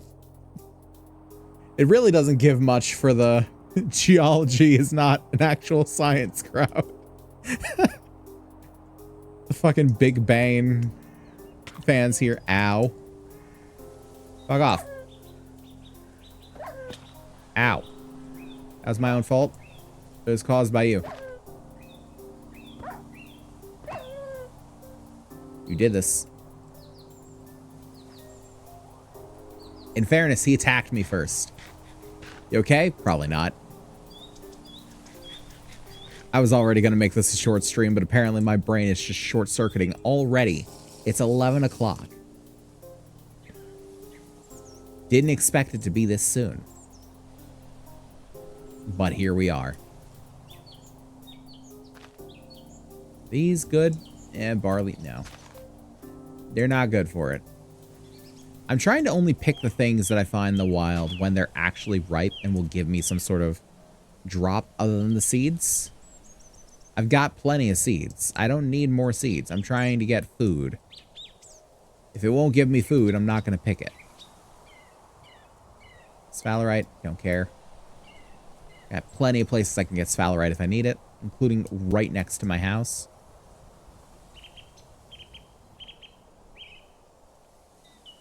We're trying to keep our eyes out in case there are any interesting deposits around, like silver. If there's silver in this place, I fucking want it. We need the silver.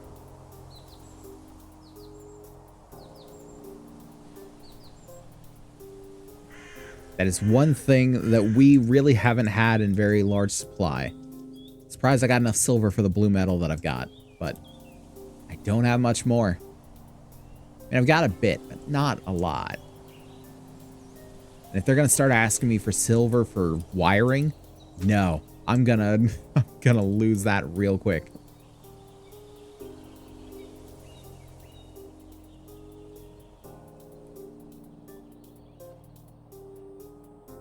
Climb our way over this. Unfortunately, the rest of the stream is probably going to be me making these stupid fucking circuits. Oh, I hate that we got to make so many circuits. That means twice as many vacuum tubes.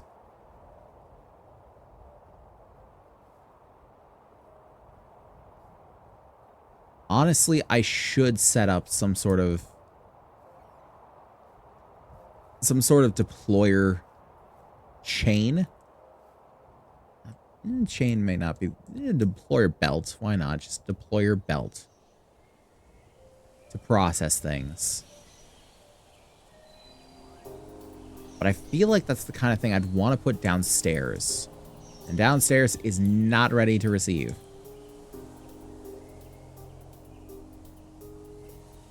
Okay, toss you in there. Toss you in there.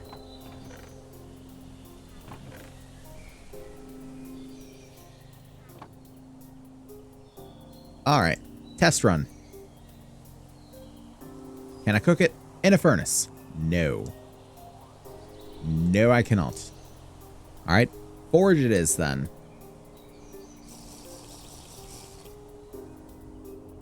Let's grab some coal coke. Pop you in there. Light it.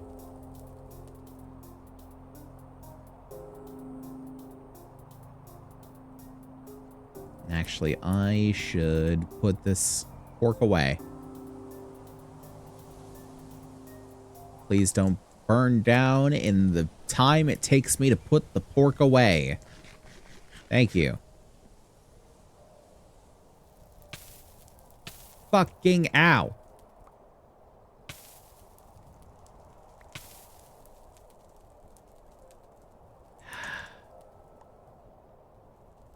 We're doing this again, huh?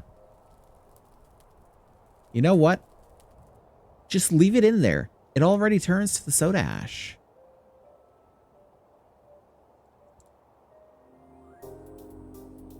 Put these down.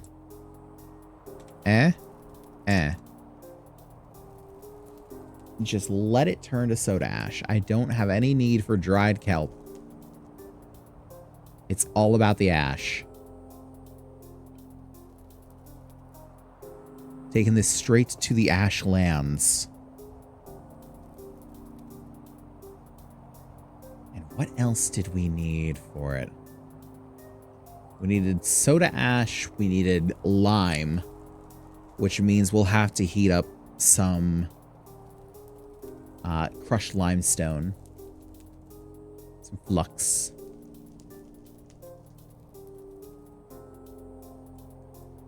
Let's grab some flux. Actually, do I have flux in here? I should. Oh, you betcha, bud. Let's grab 3. This will be 3 and 3.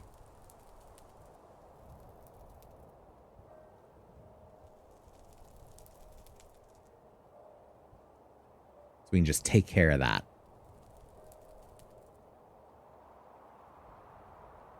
Cook us up something good. So we need soda ash, we need lime, we need white sand. I don't know how much white sand I have. That might be the kicker. I can get more, but it's just another pain in the ass thing to collect. It's like if I look on the map and zoom out to a degree, if I go up here, I can find white sand. It's like in this general area. There's a few other places, I believe. Along the coast, there are certain places of white sand, though it's hard to see with all the fucking snow. So it's like black sand down there. There's white sand. Plenty of white sand there. It's just a matter of going out and collecting it all. Oh, fuck. Red alert, people. It's not a drill. I repeat, this is not a drill. Odd, how's it going, bud? Appreciate the raid. How is the Monster Hunter world? Were you having fun? What'd you take down? Let us know all about it, please. To anyone who doesn't know who I am, hello, my name is DJ. I'm a comfy engineer VTuber who does a little bit of everything from survivals to Souls-likes and everything in between. And today we are doing the TerraFirmaGreg mod pack in Minecraft. It is a delightful little mod pack that makes everything more difficult by combining TerraFirmaCraft, which makes it difficult in the early game, and Greg Tech, which makes it difficult in the later game. And right now we are right about, I think we just started harnessing electricity. So yeah, we're right now just getting some materials together to get some glass going so we can make some more circuits because they take forever to make. Yeah, how is the world? Let us know all about your monster hunting adventures. I was just talking about playing some wilds this weekend. The, oh god, I'm blanking on words. The beta. Because I haven't had a chance to tune into this beta yet. I did do the last one, but not this one.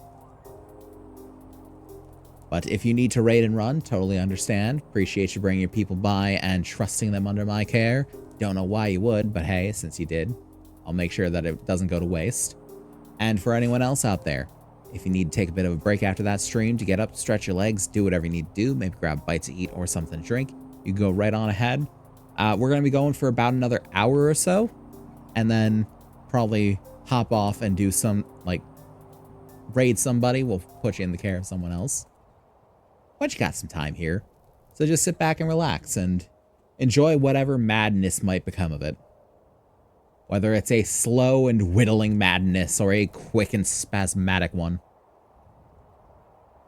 But at this point, it's really looking like the former rather than the latter. So, but it is what it is with this sometimes. It's a very slow process, but it does make you, I've said this so many times over the course of doing this mod pack. The slow process makes you appreciate everything you make in this. And it's very much in that same sort of vein as Vintage Story, to where it takes so long to make a thing, but you're so proud of that thing when you make it. Even if it's just like a simple weapon or tool. It's like, hell yeah, that's mine. I did that.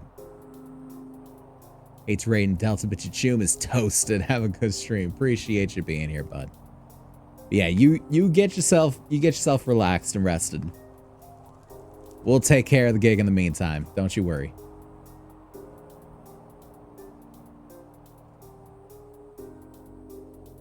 But yeah. Yeah, this is a lot of just very slow, methodical stuff. But hey, it's also pretty chill. Which, by the way, if any of you have not played Vintage Story, I do recommend. I wish they paid me to say this. I love saying it so much that they really should pay me to say it. But yeah, go play Vintage Story. It's actually made by A, former Minecraft mod makers, and B, a former Hytale dev. And it's a very good game. If you are judging basically any of the games that are Minecraft but aren't Minecraft, Vintage Story is probably the top among them. I can't recommend it enough. I do intend to go back to Vintage Story at some point, by the way. I have bigger plans about what to do for another Vintage Story thing. If they come up with more to do in the game, then there's one plan, but otherwise I've got another that's just sort of waiting in the wings. Eli knows. I'll leave it to him whether we actually say so or not, but Eli knows. Yeah, I do very much intend to go back to Vintage Story. I've said it a million times that I intend to go back, but now I've got like a solid plan to go back. It's just, I've got so much else going on right now. So it's not really on my mind so much, but I do love that game. And I have tested it. When I move over to Linux, it will work, and it actually works pretty well. I don't see much difference between Linux and Windows for the performance of that game, which is very nice. At the very least, I want everything to perform the same. It might be a little bit better, a little bit worse, but if it's comparable enough, I will be fine with it.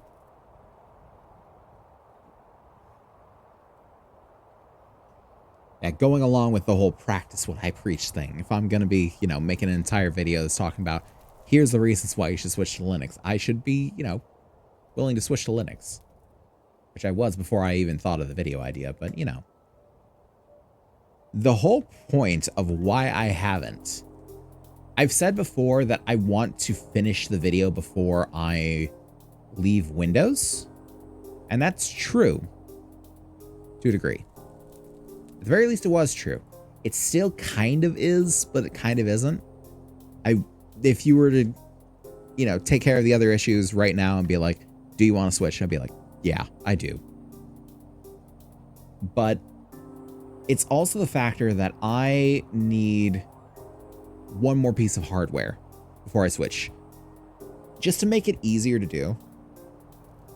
Because what it sits at right now, I have one M.2 drive in my computer, as well as an SSD and 2 hard drives, as well as an external drive, but I'm not counting this in this one. You'll see why. When it comes to installing an OS, you always want to install your OS on your fastest drive, because everything that your OS does will be limited by what drive it's on. Okay? So if you are driving on a street in, say, a Vespa, if you're riding on a Vespa and the Vespa can go 35 miles an hour, it doesn't matter that the highway you're taking has a speed limit of 65. If that Vespa can go 35, it's going 35. Period. That Vespa is a hard drive. No matter if I've got other stuff stored on an M.2 drive, like if I've got Windows on a hard drive and a game on the M.2, that game is going to run at hard drive speeds. So you always want to make sure that your OS is on your fastest drive. Problem is, were I to switch right now, I would need to fully uninstall Windows, like fully reformat my M.2 drive, and then install Linux, and have all of my stuff saved and backed up somewhere else immediately then and there. What I want to do is have a bit of a safety net. So just in case there's something that I'd forgotten or that I hadn't backed up properly or that I didn't know that I needed. What I want to do is I want to get a second M.2 drive to put into my computer, preferably one that's a little bit bigger than what I have now. Because what I have now is like 500 gigs. I was looking at a terabyte one for like 60, 70 bucks. And I do intend to get that at some point, but I need the money first. So, gotta wait a little bit for that. And when I get that and install that on my computer, I can, instead of wiping the drive, removing Windows, installing Linux, going cold turkey, instead of that, I can simply install Linux on that second M.2, run it as quickly as I could run anything else, and if I need something from Windows, I can go over to Windows, grab it, and bring it over. And I can say, leave one of the HDDs on Windows for a little while. Say like I leave the leave like the 2 terabyte one on Windows and bring the 4 terabyte one over to Linux. And just make it that much smoother, that much easier. It's less of a daunting leap. But that's what the plan is for moving. I just need to do it first. I just need to get that drive. But hey, if you're out there and you're hearing this and you're like, that sounds like a very good and reasonable procession of events, and I want to help with that. Good news, you can. Because the coffee is open for donations, and it has been for quite some time now. And if you want to give a little something to help me get to that point and install that M.2 drive, then feel free to do it. You can type in !donate in the chat, or you can, if you're on the YouTube already, check out the description below. It's never necessary, it's never needed, but it is always appreciated. I've said it many times before, the only thing that I can really ask you to do is watch, follow, and tell your friends, because I figure the more people who are around here and the more support that goes around, the better off things will be. But if someone out there thinks it's a great idea, if someone out there thinks it's a great idea, the option is open, the avenue is there for you to pursue. Welcome back, Eli. How was the family call? Hope it was everything that you wanted. Or at the very least, none of the things that you didn't want.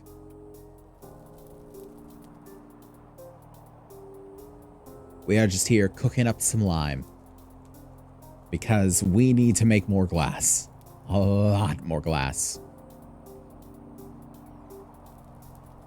Because I feel like we are going to need A, more glass, and B, more glass tubes over the course of things. Family call went okay? That's good. It was Magenta's aunt calling, and they were going back and forth with banter. I see.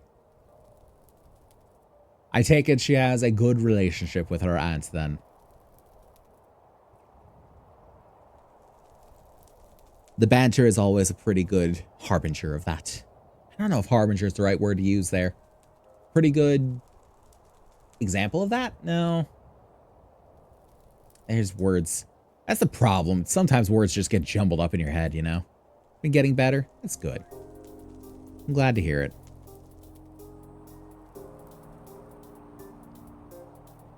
I know the past few days have been a lot for you too. Have a little bit of levity is always a welcome thing. Shit sucks everywhere, but yeah, we gotta find the levity where we can. That's why I try and keep this place pretty jovial and, you know, lighthearted. If not upbeat, lighthearted. Just because shit sucks everywhere and we can use the laughter. Used to think she hated me, but as an adult, I understand that she loves me. Plus, she's my only family here in Vegas. Oh, well, that's nice. Yeah, a lot of people have a very strange time of showing love. That's for sure. Experience with my own family has taught me anything. I had a very touching moment with my sister over the course of the holidays. because this particular sister, my middle sister, had been through some of the toughest shit in my childhood with me. And she was always kind of a shit. But in fairness, I was kind of a shit and kind of taught her how to be a shit. So that's kind of just backfiring on me, honestly. A harsh woman in a lot of regards, for Master Sergeant. So yeah, that would do it. That would definitely do it. But yeah, we'd just been shits through the childhood, and then she kind of stayed a shit. I was still kind of a shit too, but it was starting to be directed at me a little. And it was like, damn. I'm out here and in my own way trying to look out for you, but I'm catching shit. And just made a good point. Your streams are as good as a therapy appointment a lot of the time. I'm glad to hear it. I don't agree. I feel like therapy is a thing that can't be replaced by me, but it is good to know that it gives a similar form of, like, easement to the mind, let's say. Yeah, all that to say, we were not... I felt like I did a good bit for her, and I felt like it wasn't really coming across, or that she wasn't really paying mind to it.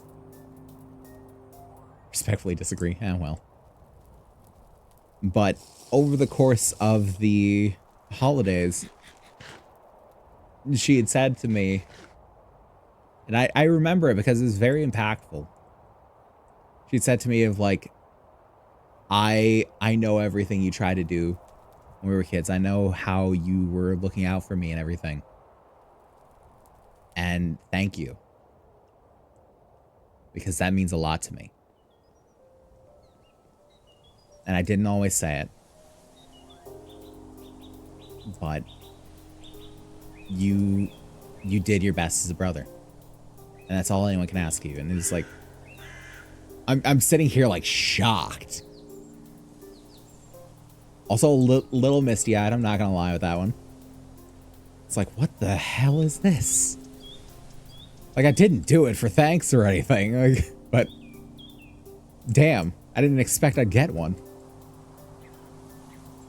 It's just a nice moment. It's a nice moment.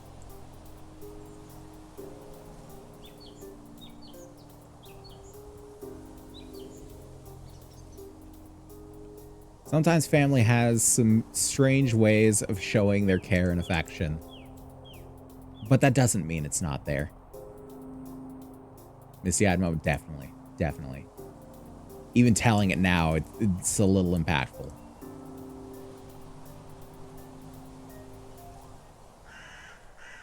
Yeah, always care.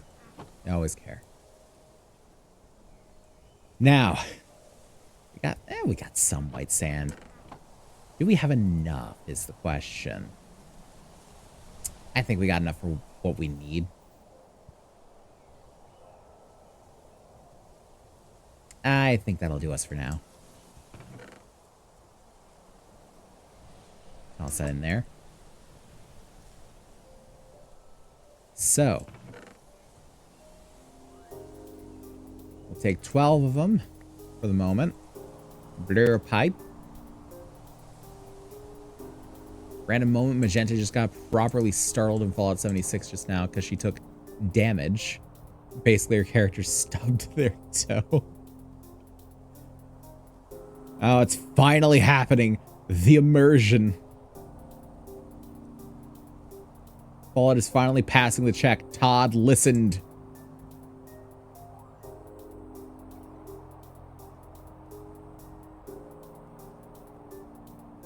Okay. Pop you in there. Light you up. And let's make ourselves some motherfucking glass tubes. Because we need a lot of glass tubes. This is probably the most time-consuming thing to make out of the entirety of, like, the vacuum tubes and the basic electronic circuit. Just the fucking glass tubes. Remember when we collabed 76 and we just randomly seemed to take damage and stop moving for a moment? We call that stubbing the toe. I mean, what else would you call it? It's fair. Okay, I need to remind myself, how do I make a tube? Wine glass. Why the hell would I need a wine glass? Or a hematitic wine bottle? Hematitic? I don't know. Tube. Ah, blow, stretch, stretch. Okay. We blow. Bethesda bullshit glitch. It's always a Bethesda bullshit glitch until it isn't, and they call it a feature.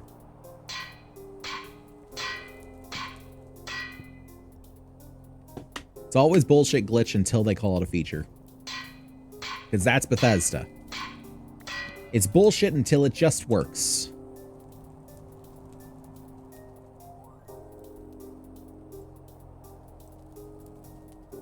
Yeah, it's a one glass tube. And this is what takes so long with the process. At least it's not too bad. It's not like we got to use a bunch of different things to properly make the tube. We just got to blow it and stretch it. Don't think Bethesda's ever commented on the toe subbing thing. Oh, they never will. I'm pretty sure that Bethesda right now doesn't care about any game other than Starfield. I'm pretty sure Fallout and its subsequent entries have been treated as the redheaded stepchild for a moment. No, correction. I feel like they care about Starfield and Elder Scrolls Online.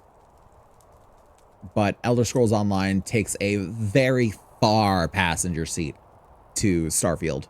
Because that is Todd Howard's baby. And I will maintain that until he stops being a baby about it. I don't know. I feel like Bethesda is kind of falling off as a company. They've made one kind of game for a long time, and though they've made it well, even with the prone to glitches and bugs, it's the buggiest mess of a game that anyone else were to make it, we'd shit on them endlessly for it. And Bethesda is just part of the charm. But I feel like they've gotten so used to making that one kind of game, and they don't really know how to make anything else. Look at Deathloop. Deathloop was Bethesda. Would you call that a cromulent shooter? Because most people wouldn't.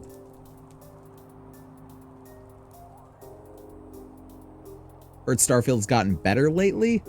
My problem with Starfield was not the glitches. My problem with Starfield was that the story was uninteresting and the gunplay was lackluster. Doom is Bethesda? Let's calm down. Doom is not Bethesda. Doom is always id Software. I think Bethesda publishes it? Because Bethesda is a publisher, that doesn't count. Bethesda needs to be the dev.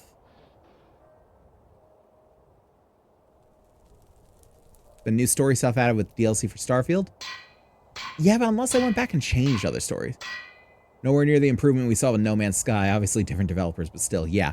Hello Games was in it for the long haul.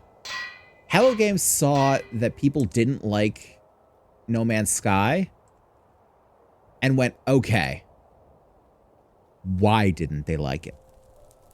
And they did that most beautiful and fantastical thing that all devs should do, and they went and listened to their community.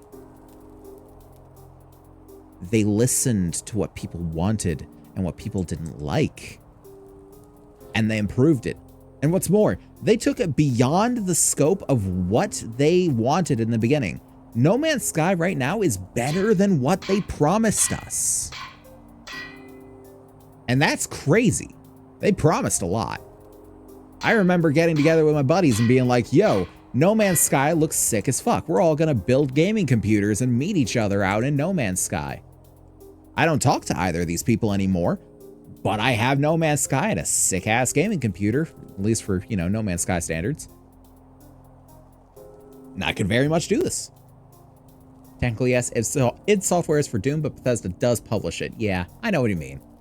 I'm saying it doesn't really count as, quote, a Bethesda game if someone else is developing it. The publisher doesn't really do much in terms of making the actual game. They have some sort of say as to what goes into the game and the marketing of the game and the distribution of it. Very excited for Doom: The Dark Ages. I'm going to be honest, I haven't paid much attention to Doom. I played Doom 2016. And that was very fun.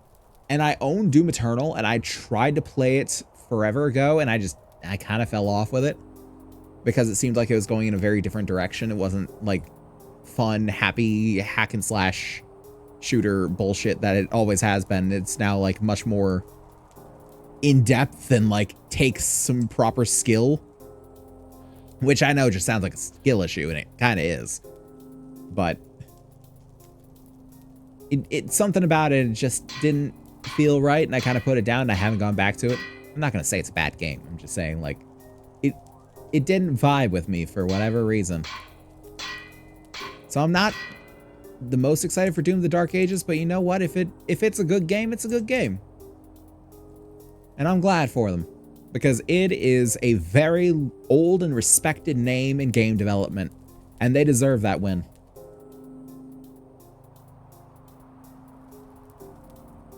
They deserve that win. It is one of the grandfathers of the FPS genre, and they deserve it. Doom Eternal was a bit more arcade feeling to me. It was the opposite for me. 2016 felt more arcadey. Focus on that classic Doom feel. Yeah, but the classic Doom feel is kind of arcadey.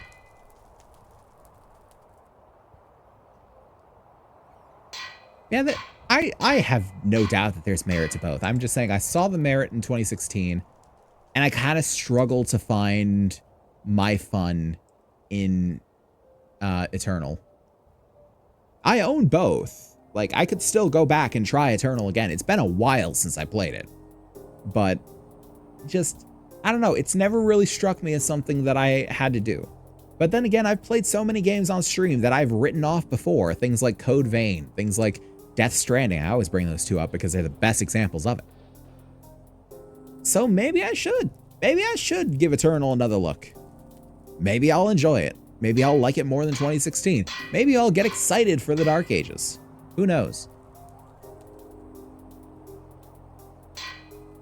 I have talked about this a couple times. There was an idea forever ago that I had floated around of going through, like, on Steam, where it's got like the what's next on your home, where it's like all the games that you've played 0 hours of or played like 2 hours of. And it's like, you should play this. And I had the idea of going into Steam next and just playing whatever is in my library that Steam says I should play. The one thing that mainly kept me from it is at the front of it every time, at the front of that queue was CSGO. Because for some reason I own CSGO. And it's like, do I really want to play Counter-Strike? I don't think I do.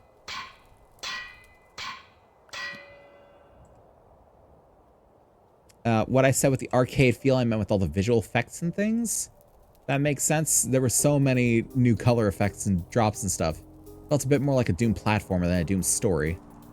That's fair. That's fair.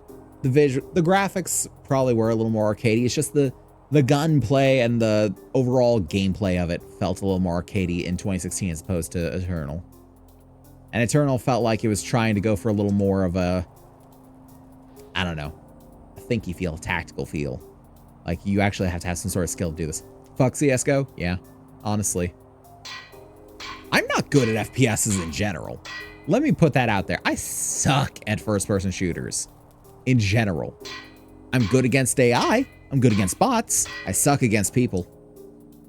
People are too good in FPSs. I can't beat people in FPSs. I've tried Overwatch. I sucked at Overwatch. I tried the fork knife once. When my ex made me play it. She made me play it 2 rounds, and I wanted to kill myself at the end of it. And I wish I was exaggerating. And it was just bad. I have played various different first-person shooters. I've played Call of Duty. I played plenty of zombies and plenty, like a little bit of multiplayer. Sucked at the multiplayer. Decent at the zombies. Not very good, but okay. I'm just not built for FPS. I'm just not. The reason I don't focus on it here. Yeah, we got the glass pipes. Glass tube. I had to remind myself what the fuck it's called. I could just hear the hammer blows in my head. Played CSGO a bit with a former friend, but when I started turning on voice chat and heard the community, no. That was your fatal mistake right there. You turned on voice chat. That's your mistake. You do not turn on voice chat in CSGO.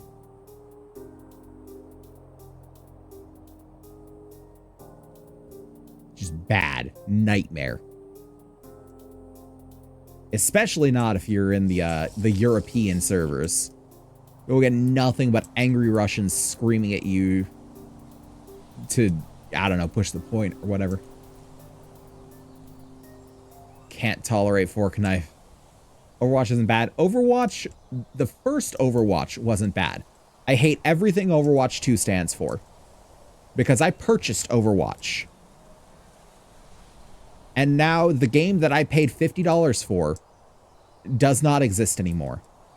Because Overwatch 2 is now on the servers that used to run it. And does exactly the same shit that Overwatch 1 did. Adding none of the things that they promised, like a PvE game mode. And just adding more bullshit characters with more like loot box mechanics and all sorts of shit. And I despise it with every fiber of my being. I will never play Overwatch again. Because I just hate what Bethesda has done, or not Bethesda. I got Bethesda on the brain. What Blizzard has done with it on such a visceral level. I refuse to play that game ever again. And the fork knife, I just have no fun with it. I just have no fun with it. It's just a bad time for me. Started getting kicked from lobbies because of how noobish I was. Yet, that's the point. You gotta learn the shit. So who's gonna teach you the shit? You know which one I've always liked, though? There's one FPS game that I've always liked and always enjoyed and always come back to, even though I absolutely suck at it. And that is Team Fortress 2. I will play TF2. I will suck at TF2. And I will play it again. It is my favorite game that I'm terrible at. Did enjoy PUBG a bit. I like the more realistic style to it. I feel like I would have played PUBG had I had it. But I never purchased PUBG. Yeah, I will always play some TF2. I've made the joke multiple times of playing TF2 with members of Apotheosis and such. But I'm absolutely down to play TF2 with any of them, should they want to. I don't even have TF2. It's free to play. You can just pick it up and play it.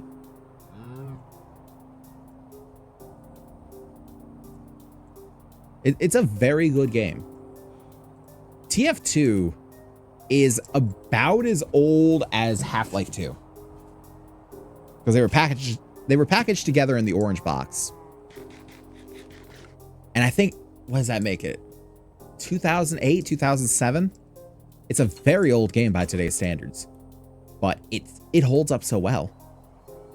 Despite the fact that Gaben has all but brushed it under the rug. TF2 is free? Yes, it is. Very much is. So 6, 8, 10, 12. Well, shit, I might have to get it just to join in some lobbies. If you want to play TF2, we will play some TF2. Like I said, I absolutely suck at it. But I will play some TF2. I like the way it does the team shooter as opposed to things like Overwatch. Overwatch, you can only really change your loadout by changing to a different character. And if you want to do anything differently, you have to switch to a different character. If you want to change your weapon, switch to a different character. If you want to change your abilities, switch to a different character. TF2, you have the customizability of an actual loadout. You got the cosmetics, of course, but you mainly got different weapons that will do different things in the game. change your style and your approach. And I like that, the versatility. Not to mention the fact that you don't have to buy any of them. As far as the weapons go, the weapons will drop for you. You just have to give it enough time. Some of them you can unlock with just unlocking achievements. Suck at competitive multiplayer in general. Me too. There's a reason I don't play so many competitive games. But competitive FPSs? No. Not usually. The one competitive multiplayer game that I actually don't suck at is Stranova. And I have no idea why I don't suck at it. Like, I've played maybe 10 rounds of Stranova, and 7 of them I got MVP. And I have no earthly idea why. Never heard of that one? Most people haven't. It's basically just anime third-person shooter kind of thing. Anime third-person team shooter.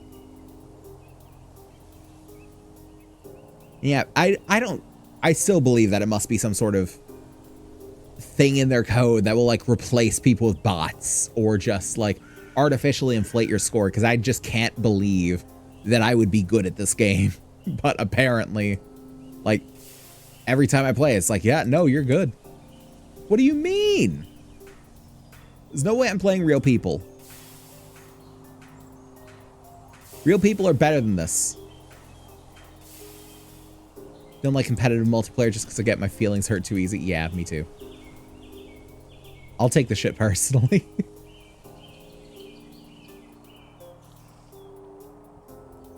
Had a competitive multiplayer that I was actually good at. That was Ghost in the Shell First Assault. Sadly, their servers went down years ago, but it was actually fun. Cool skills, weapons, maps. Yeah, fair enough. I didn't really play a lot of competitive multiplayer before I started like PC gaming. Because like on console, I never had an internet connection, honestly. So the most like competitive multiplayer I would do is playing my sister in a game. And she's not exactly competitive material. Gotta say.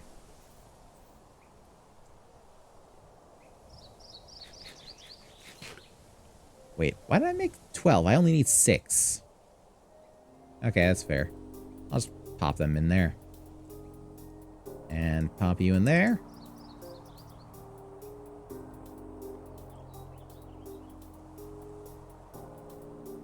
Okay. Bolt.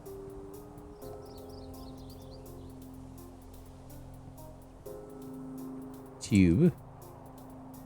Not tube? What do you mean, not tube?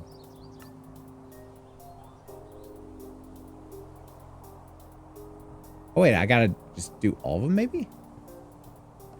Yes, I do. Bolt, he's a good boy. Oh, don't tell me that. I had a dog named Bolt. Passed away some years ago. Makes me sad. Hello? Oh, it didn't do them all.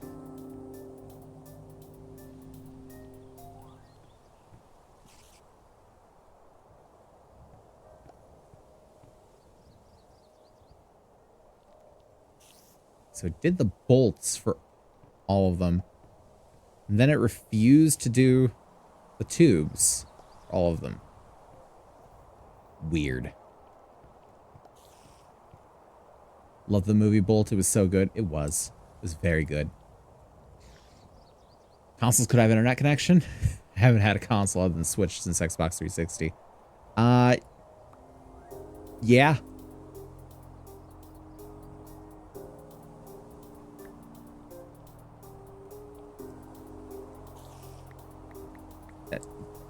Stop this.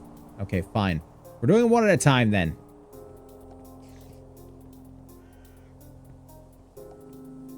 Because it just wants to do it.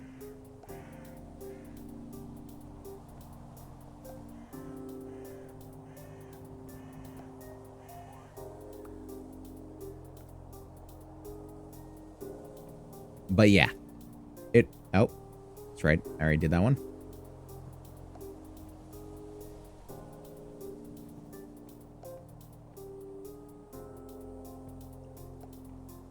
So painfully slow.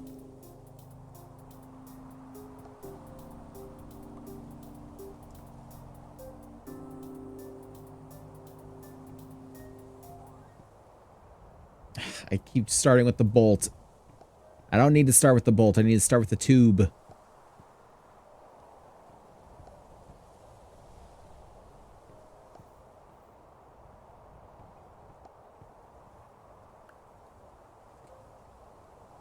You. Bolt. Tube.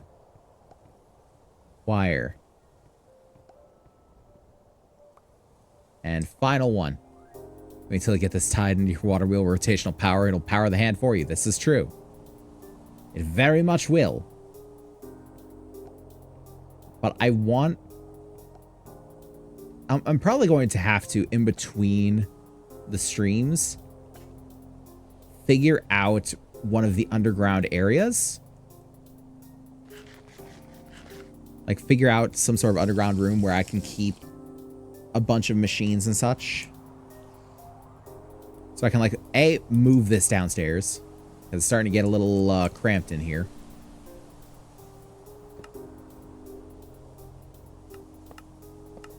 And B, to have, like, conveyor belts for just these boys, the deployers. Okay. Now we've got 6 vacuum tubes. What do we need for the circuits? We need 6 steel plates, 6 resistors, and 6 of the red alloy cable.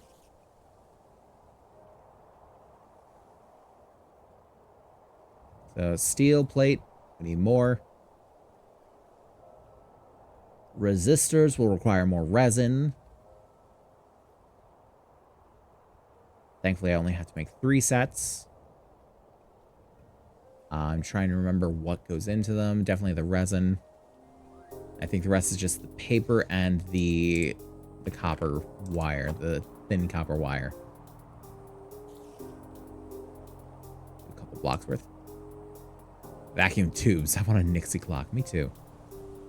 Nixie clocks these days are fucking expensive. They're absolutely wild.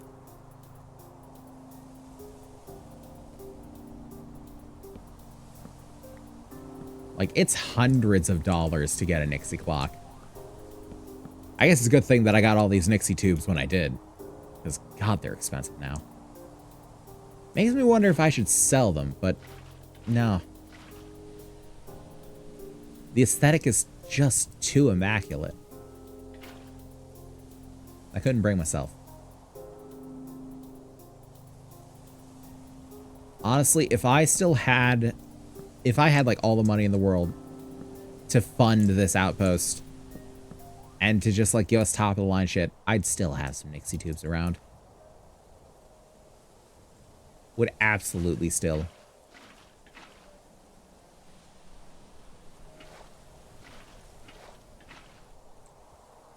There we go. And pop them back.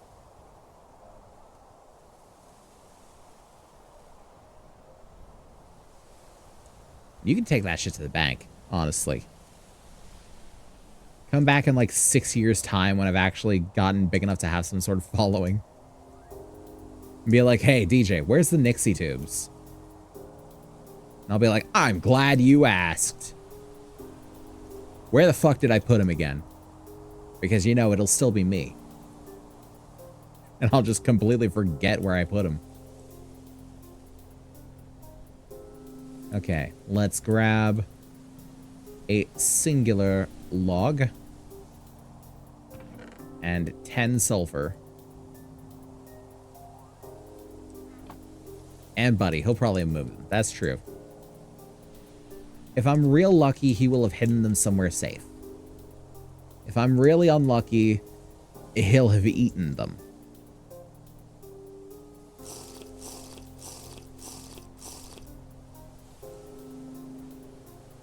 All right, light this boy up. Yeet. And I do need to make some more steel plate. Do I not have? I didn't. I put it back. Like an absolute fool.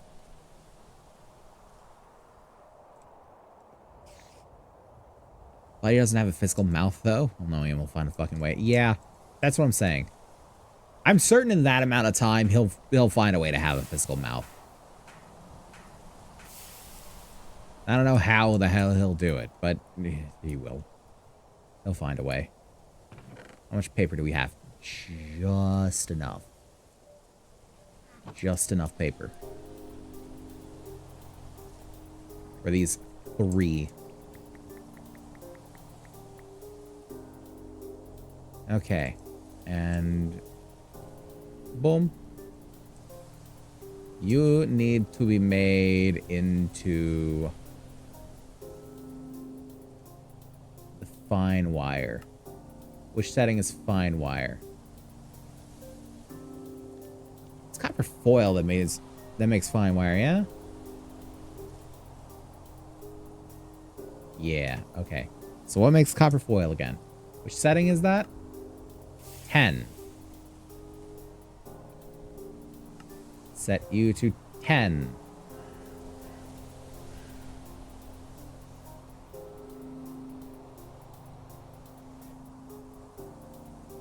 All right, we'll take that. And yeah, no. He's just cutting it. Yep, just cutting it. All right, cool. Grab cutters. Boom, boom, boom.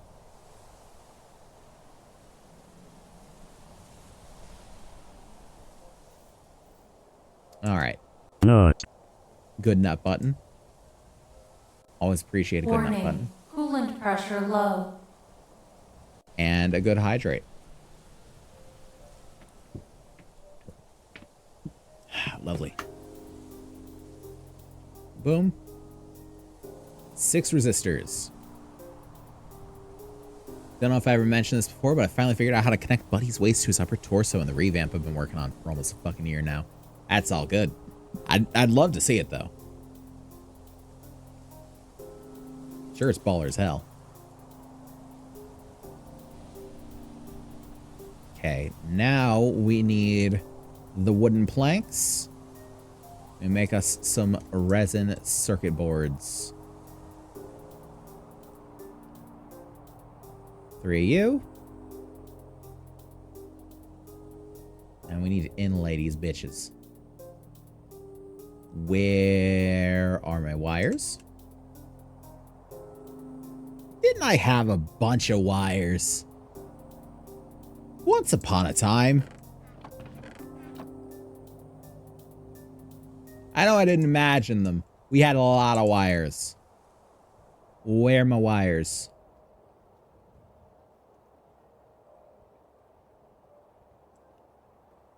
The fuck has happened to my wires? I mean, I can make more, but the fuck has happened to my wires? Just gonna make a bunch more wires. We're working on it tomorrow. That part and his head are the only parts that need main block out done. Nice detail work, and you can start getting textures and rigging. Hell yeah. I was never good with texturing. I will say that. I'm very much a fan of the modeling, and even like procedural textures, but I'm not very good at just actual texturing. It would probably be a lot easier in certain aspects if I did texture things as opposed to modeling them out fully. But, oh well. That is what it is. Okay, that should be enough. 24 copper wire. 3 of you.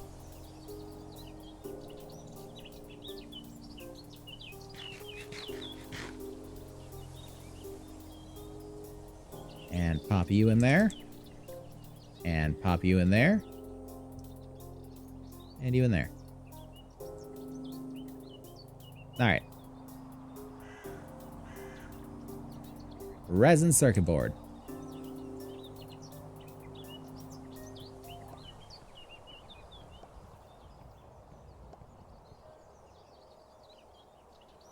Is it only gonna do one at a time again? Yep. Cool.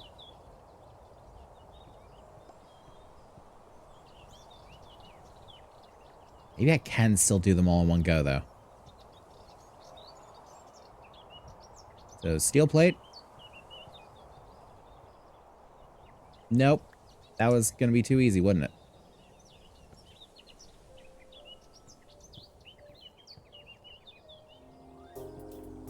You? Hello? I did not take it? Wait, it didn't take the steel plate.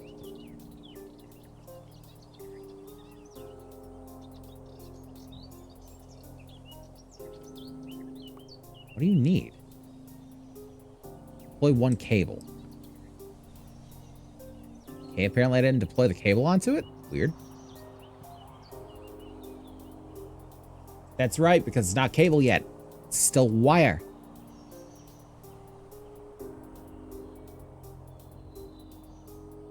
Damn. I need to make more rubber.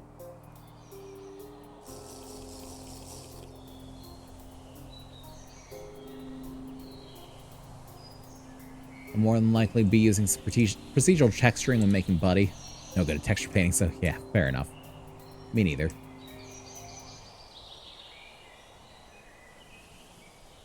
Okay. Is this... No, that's still filling. Let's grab some more from here.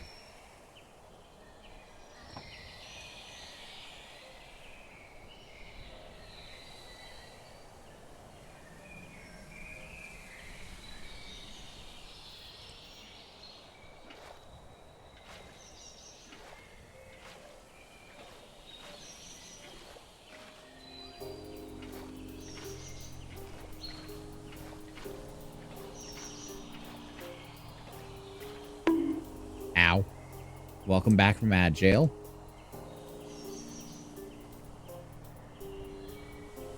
And we grab a log.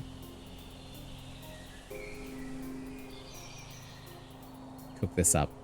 Can't believe that we're out of fucking rubber. Appreciate short ads? Hell yeah. We love to see it. Oh, that's right. I gotta put the top on it. Not making that mistake again. And toss some sticks in somewhere. Toss some sticks in there.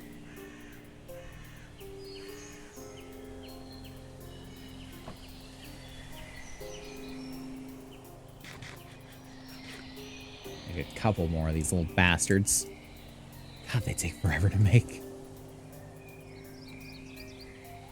What's the easier way? The circuit assembler.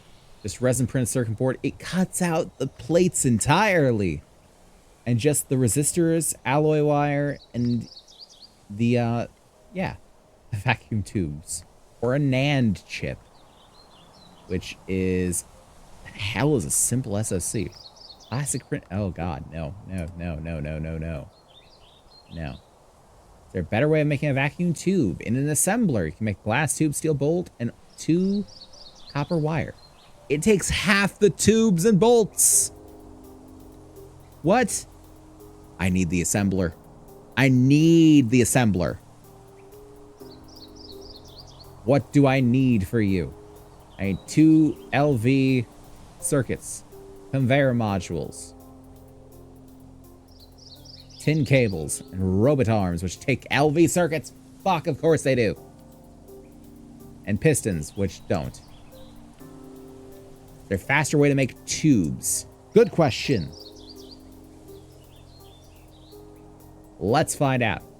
Alloy smelter with a ball casting mold and glass dust. Fluid solidifier in the same way. Forming press in the same way. How do I get glass dust? Shatter glass. Cool. Macerate glass. In most of its forms. Cool. And a sextant as well. Lathe. Exquisite glass crystal. Awesome. Mix quartz sand and piles of flint dust. There's something in that. Quartz sand. What do I need to get quartz sand? Just sand and a mortar? Hold on. Hold on. Does it like need the alloy smelter for glass? But I need the glass dust, which means I need a mixer. And the mixer will show us the way. Flint dust and quartz sand. The mixer requires 2 LV circuits and a machine hull. The mixer comes next, because the mixer will make glass so much easier. What was I waiting on? I was waiting on you.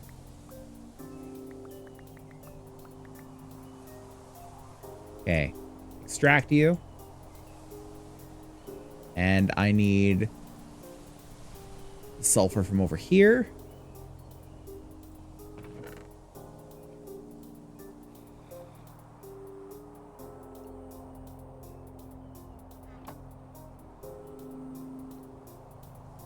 So we are making that mixer. You'd best believe we're making that mixer.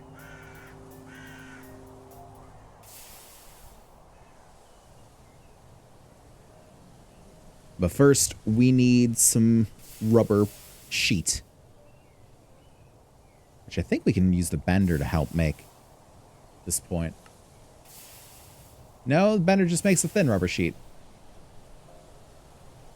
How best can we make regular rubber sheet? Alloy smelter has 2 to 1. Cutter can make it from blocks of rubber. Extruder can make 1 to 1 at mid voltage. Fluid solidifier if we had liquid rubber. That'd probably be the best way for us to do it. But we need a fluid solidifier first. So we're fine with that one. You're welcome. Yes, thank you.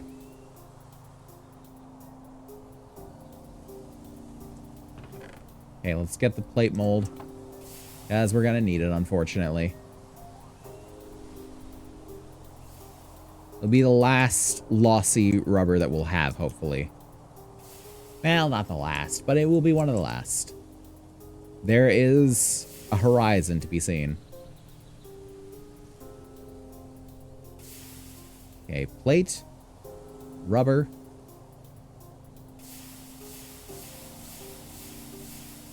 Boom.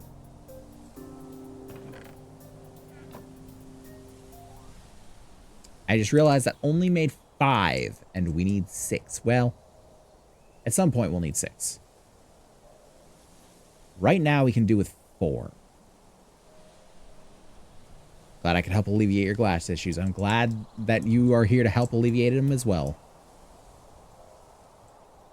Okay, let's get 2 made. And the third can wait a moment.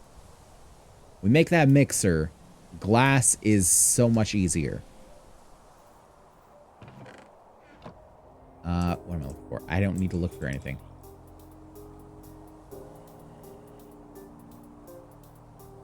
So, boom. Alloy cable. Plate. Resistor. Tube. Cable.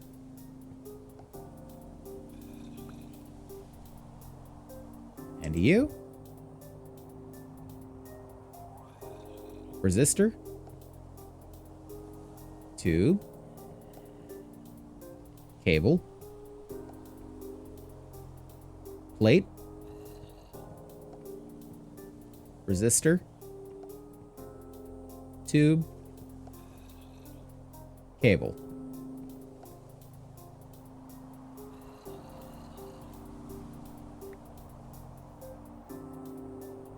All right.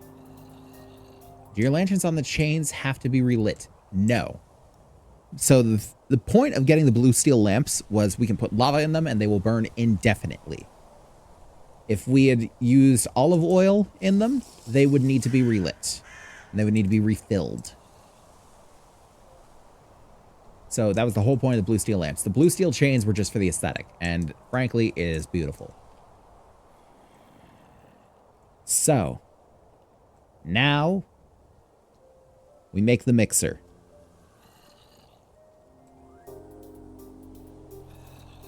So we need an electric motor, a machine hull, a tin rotor, and glass. How many blocks of glass do I have? Probably less than I need. One less than I need, of course. You know what? I can easily blow one block of glass for the sake of this. Sounds like you need more lanterns. It would drive me absolutely insane having to relight torches all the damn time. Yeah. Yeah, we do. And that was actually part of the point of making the spout, which we needed the bender for. The spout right here will allow us to fill the lanterns a lot better. So what it was, with the iron bucket, or with the steel bucket rather, we would fill the lava lanterns right here, and they would take the entire bucket worth of lava, despite the fact that they only hold a quarter bucket, 250 millibuckets. With the spout, however, I feel like it will only take the quarter bucket.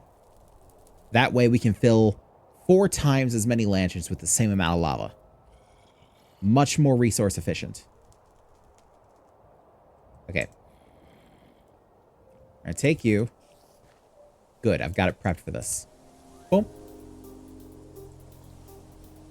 And pop you back there. And I need the gem saw. Cut this out. Beautiful. How difficult are those lanterns to make? Right now or in general? Those are two very different questions.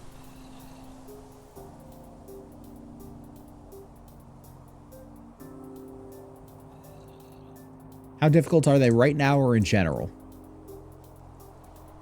Right now, not very hard. We take a couple of plates worth of blue steel and we can make the lamp, and then we can blow a lamp, like a lamp glass, pop them together, put them here, fill them with lava, and then we can, with tongs in our hands because they're hot as hell, hang them wherever we want. But we do have to have the blue steel for it, and blue steel kind of sucks to make. I've got a bit. I've got 4 blocks and 8 ingots, which is 44. Make lamp glass in the alloy smelter thing, most likely. But I would need a lamp mold. I need to make that out of steel. I need a few molds for that, actually. But right now, just get the tin rotor. And that's 4 tin plates, a tin screw, and a tin ring. And hammer, file, and screwdriver. So 4 tin plates, tin screw, and tin ring. I don't seem to have tin screws or tin rings, so we'll make them. So saw for the screw. That's the bolts. File. Screw. Hammer for the ring. I thought it was a hammer for the ring. Is it not? Ah. Is it only in the... Nope, it's not. Lovely. Okay, so ring, screw, plate, plate, plate, plate. Hammer, file, screwdriver, tin rotor.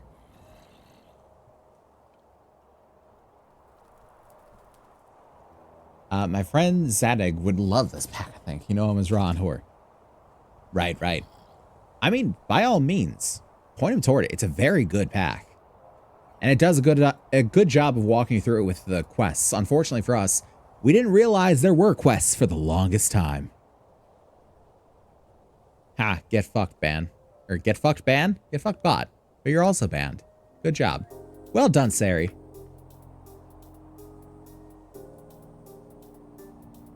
Well done, Sari. We're proud of you. Oh, gotta think about the programmed circuits too. Don't want to spend your circuits to select recipes? By clicking the circuit configuration slot machines, you can create a ghost programmed circuit. Wait, it doesn't automatically do that? Oh. There's a fake circuit that allows you to select a given configuration for recipes. There's no need to spend your circuits crafting programmed circuits anymore. Thank you. Thank you, God. Electric machines and item input bases will have a ghost circuit slot. This feature is originally from Greg Tech New Horizons. I fucking love that pack. If only it wasn't 1.7. Because my God, does 1.7 suck to go back to? Electric motor. We know what we need for that. We need, just because I know what I need doesn't mean I can find it. We need more tin cable, unfortunately. So we need even more rubber. Let's grab that sulfur dust now, because why not? And when you're talking about the lanterns to light up the area, if you're talking about the zombie noises, those are downstairs. One of his favorite mods was Rotary Craft. That sounds familiar. Isn't that the one with trains? Or one of the ones with trains. There's so many trains. Something about Minecraft and trains. People are just transfixed upon it. I don't know what it is.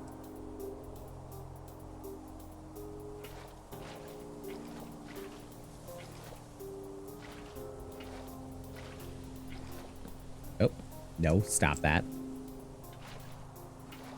Fill the vat.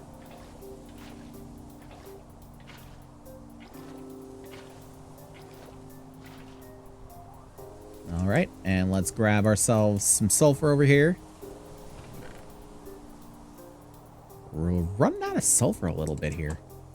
But at least we know plenty of places where we can get more. Boom. And grab a single log. So glad I got bulk log storage there. I can carry it with me wherever I want. Boom.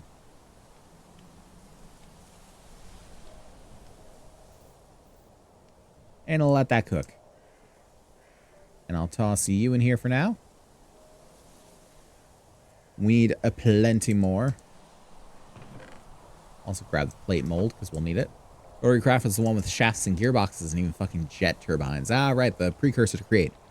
And had options to create nuclear reactors, which he actually managed to kill me with one while wearing fully charged Draconic Evolution armor. Hell yeah. That's how you troll him.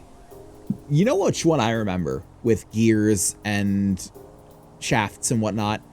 I remember Better Than Wolves being a thing with that. Way back in the days of 1.0.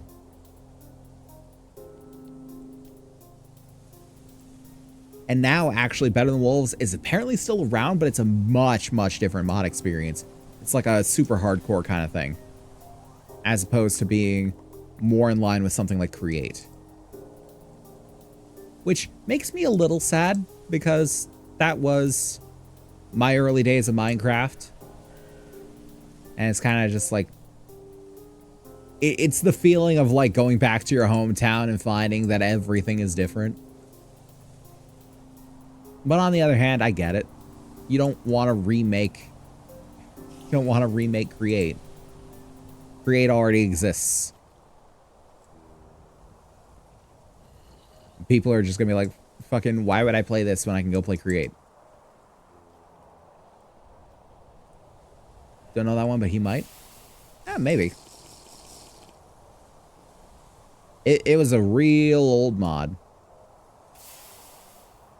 Like I said, it was back in the 1.0 release days. I was like... That was before I bought Minecraft. When I, still played it. Remember, kids. You should never... I'm not gonna say that. Remember, kids. If you love a game, support the developer.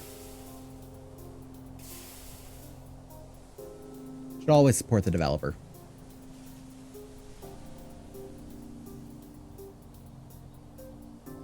Whatever means you have to play the game, if you truly enjoy the game, support the developer.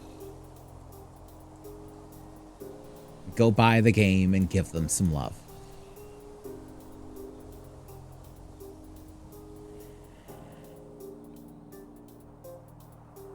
Because whatever you're thinking, me too, way back in the day. And I went back and I bought the games because I loved them and I loved the developers and I wanted to support them.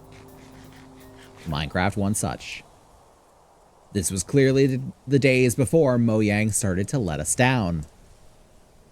And boy, are they starting to let us down. With the mob votes and lackluster updates once a year and ugh.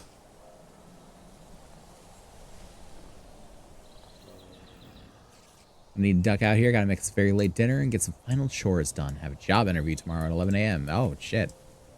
Well, best of luck with it, bud. And have yourself some good dinner. We appreciate you dropping by. And hopefully I'll see you tomorrow. For, what are we doing tomorrow? 9 Souls. We're doing 9 Souls tomorrow. I can't keep track of my own fucking schedule these days. I really can't. Yeah, it's got to come up to temperature. Oh, this isn't even full up yet. Why is the fender not full? Surely this hasn't just been... Well, here, let's disable you for now. So we can get some steam flowing through to the other things.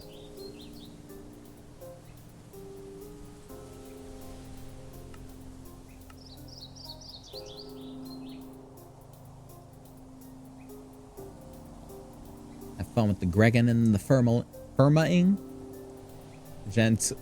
Magenta will be around for a bit. I got stuff done. It's all good. It's all good. Appreciate you being here, bud. Always good to see ya. Yeah, we are basically... We're not going to be on for too much longer. Or we're going to be here a minute. I do want to, at the very least, make this mixer. I wish to make the mixer. Now, the real question is, do I knock out this wire and put it next to the bender? Or do I just put it right here at the end of the wire?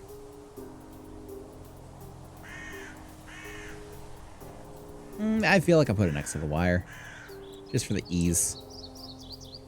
Just for the simplicity of it. Yeah, it's always a bit of a pain when this runs out of steam, but I don't want to just have it burning coke forever. Because it will just keep venting steam. If I just put coke in here, if I just put a stack in here and just ran it, it would run out whether I was using the steam or not. Because there are vents. I actually hide the vents here. I put them on the bottom because the vents can damage you and set you on fire. So I just have them venting downward into the earth, but they do need a free space in case anyone doesn't remember that. So I've just got each block underneath these dug out, which we will replace when we, you know, pack all this up and go downstairs with it, which I'll probably start digging out a downstairs portion after the stream. It's just not something I want to really do on stream because it's a very grindy bit.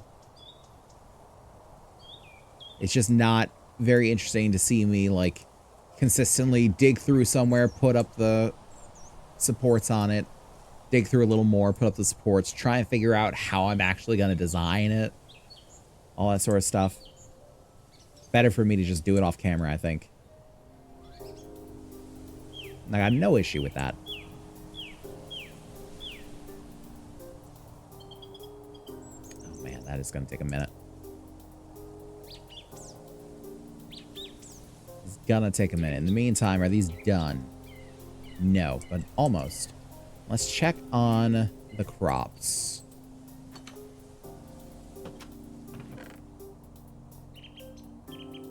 Let's also get our milk.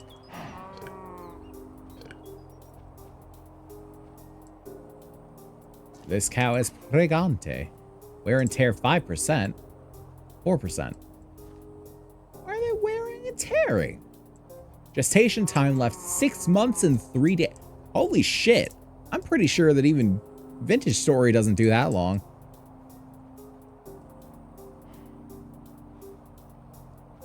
Damn. Okay, let's fill you up.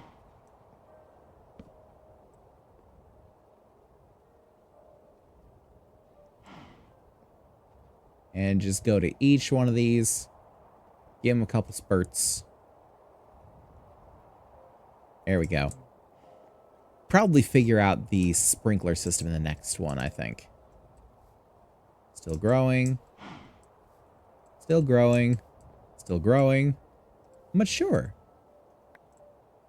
Oh, we got us some oats. Hell yeah. Still growing and still growing. I will take the oats. We can make some sick bread out of this.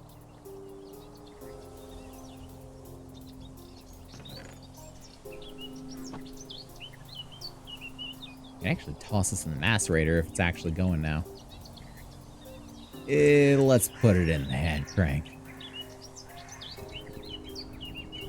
Let that power up a bit more. I'm going to just make it into the grains for right now, because the grains keep a while, but the flour does not.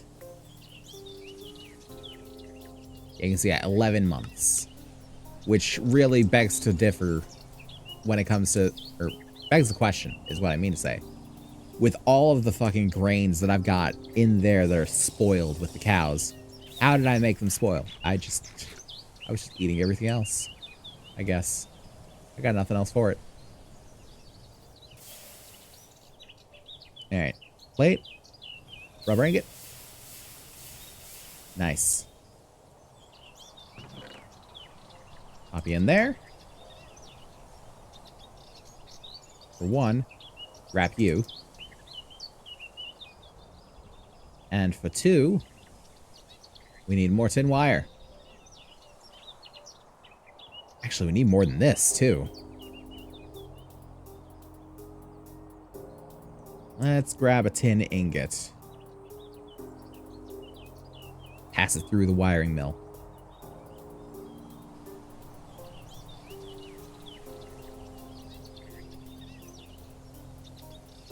And boom.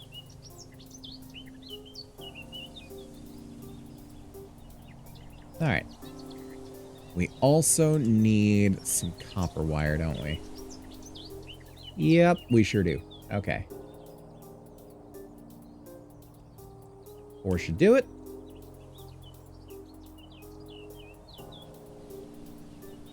Boom. And enable you.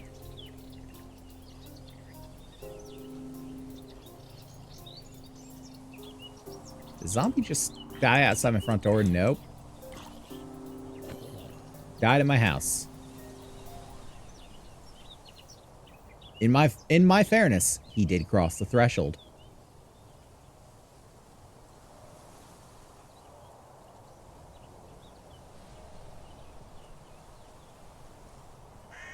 Not another one. I thought I heard another one. All right, let's grab two of you. No, not the tin rod. You. 4 of you. Boom. Oh, boom. There we go. And you. And you. And now we just need the machine hull. So 8 steel plate. We have 0. Unfortunate. We put you through the bender. Oh, you better believe it, bud. The bender has us covered for plates. I think it's 1.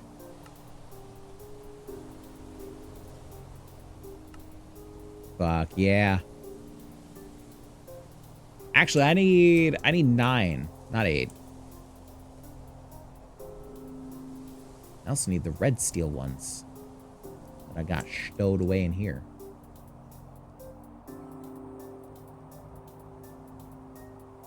Oh, those are out. Jesus. And kaboom. Steel wire. I don't need steel wire. I've got it though. Max voltage 2048 EV. You know what? All right.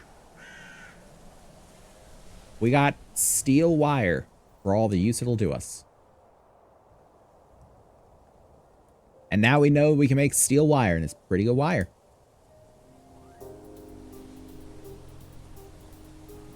Boom. And we need the wrench. I'm not going to make that mistake again. Boom. And we need 2 tin cables. Of course we do. God damn it. We already used all of our resources, didn't we?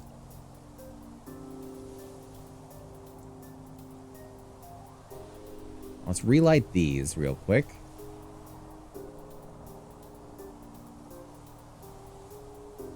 I wanted to make this short, but it seems like TerraFirmaGreg doesn't want to make it short. But I am determined. What? Hello? There we go. Nice and bright. Get this out of my house. Gross. Okay, the milk goes in the barrel. Plenty of milk in there.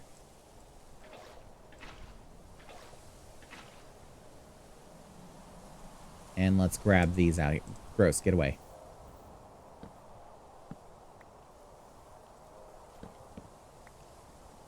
I hear a skeleton creeping. Hopefully he just stays down there.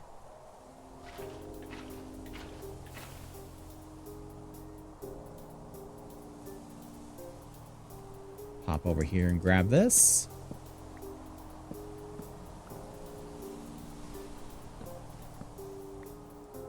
And boom.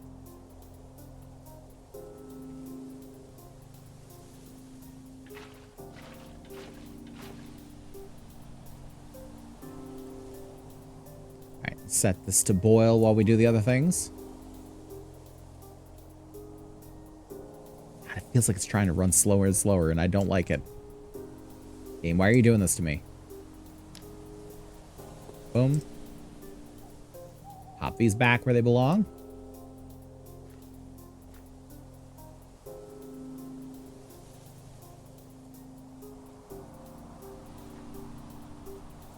I remember at one point I had what I thought was to be a bunch of rubber.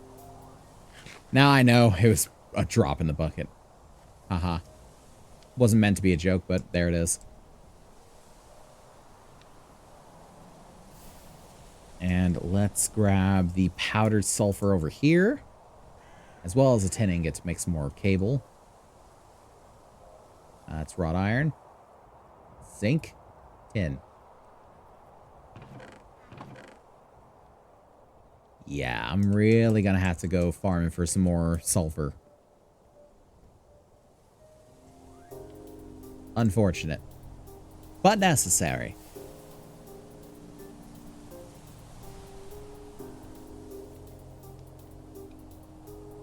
We'll just keep you there. You'll be fine. Matter of fact, let's turn you off for now just because we're not using it.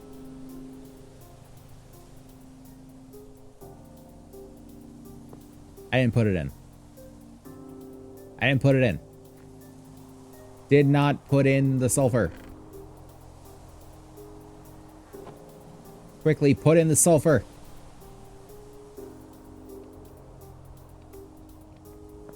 There. Boil it. On the bright side, it's already up to temp. What? No. Don't. No. Please. Cook it. It's still bright red. It can still do this. I believe in you. I believe. It's still bright red. It's still boiling. Please, come on. You can do this. Yeah. Awesome. Right in under the wire. Extract it. Pop you there. My inventory is getting a little cramped.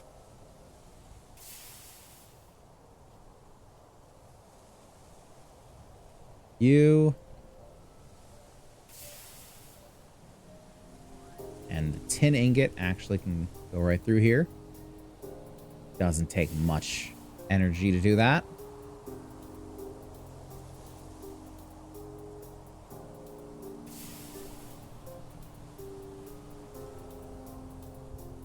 We'll make this last bit of rubber. We will get the mixer together, plonk it down, and I think mix our first batch of glass dust, and then we should be fine. Also, if I can do it with the mortar and pestle, can I take sand and run it through the macerator to make quartz dust? Yes, I can. Good. Makes that part a little easier. Means I can probably also do the same with flint.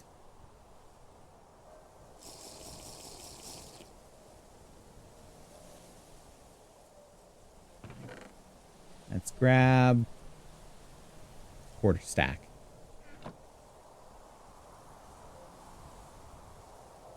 And when that's done, we'll run it through. That's right. Plate. Boom.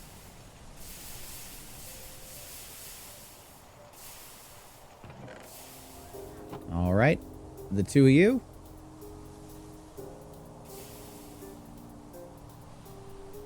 And run the flint through. Yep. Flint dust. Now, tin cable.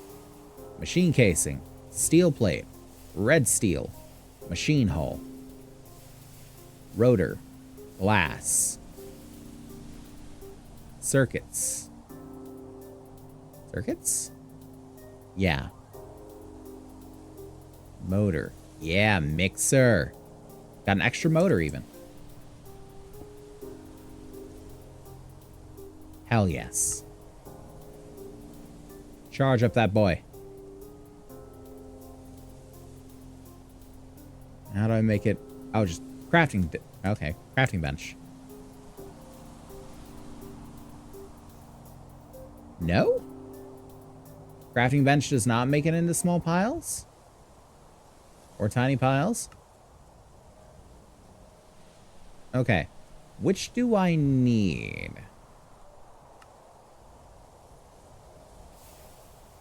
Do I need small or tiny? Small. A whole bunch. It's the glass dust, the small flint. Yeah, bud. Here we go. Oh, it also has a charger slot. Interesting. How much energy does this eat up? Not much. Glass dust. Hell yes. Love to see it. So much easier than all the glass blowing. Fuck. So much simpler. Also, let's make this final circuit. Because we can now.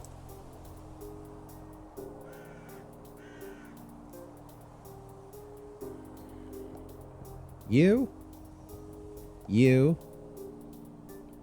You. You. You. You. And finally, you. And toss you in there for the time being, because my god, I don't want to look at you.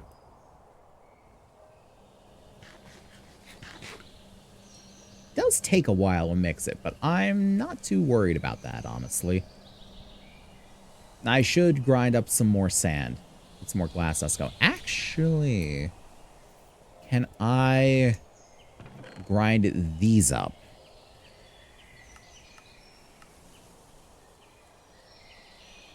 I can use them in the alloy smelter with casting mold for the bottle. It looks like that's about it. Oh, I can also do it with an unfinished lamp to just make lamp glass. Interesting. Forge it with a lens to make another lens. Make an assembler to make an empty jar. Okay. Don't know how that works. But I guess I can't just smash up the silica glass. I mean, okay. That's fine. I'll just take some more of this brown sand, since only the white sand can be made into the silica glass. There's no harm in smashing up the brown. That's fine. So finally, we want molds. I want a circle mold, ball mold. Oh, this takes steel plates. Yeah, a lot of steel plates. Okay. How many molds will be useful for us? So let's see glass dust.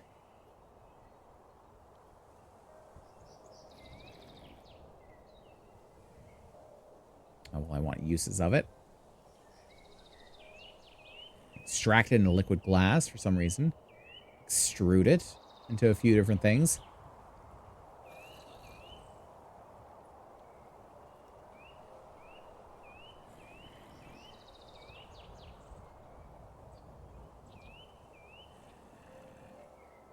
Okay, I'd need a forming press to make that. How bad is it? Give it to me straight, Doc. It does say ultra low voltage. And low voltage for the blocks. Give it to me straight. What is it? Two more circuits. But that's not bad. We will do that next time, though. For now, we're going to go ahead and end stream, but don't go anywhere just yet, because we're going to try and find somebody to raid. So let's hop over. Okay, that was a little glitched, but all right. We'll take it. Okay, so let's see who is going right now. Not a lot of people. Not a lot of people. You're going, though. Might give you a look. Oh boy, everything on my computer wants to run slowly for right now. I don't know why.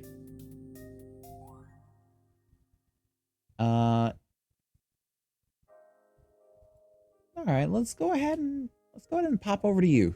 You're always a fun time.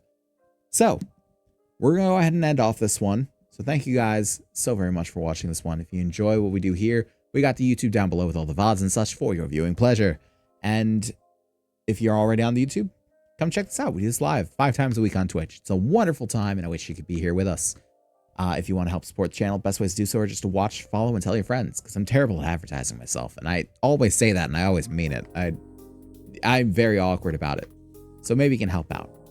And besides that, we have the throne for equipment, the coffee for donations, and the subs right here on Twitch for the badges and emotes and all those lovely things. So once more, thank you guys so very much for watching this one. I will see each and every one of you again in the next one tomorrow for 9 souls. And I didn't actually do the raid, so we're going to do the raid. Whoops, I got ahead of myself in the script. Even in my own head, it happens. We're going to raid out to Echo, who is doing some... I don't know what he's doing right now. He's looking at pictures of sharks, but it says games and demos, so I assume he's going to play something. Or he already has. I don't know. But it's fun to just vibe with him.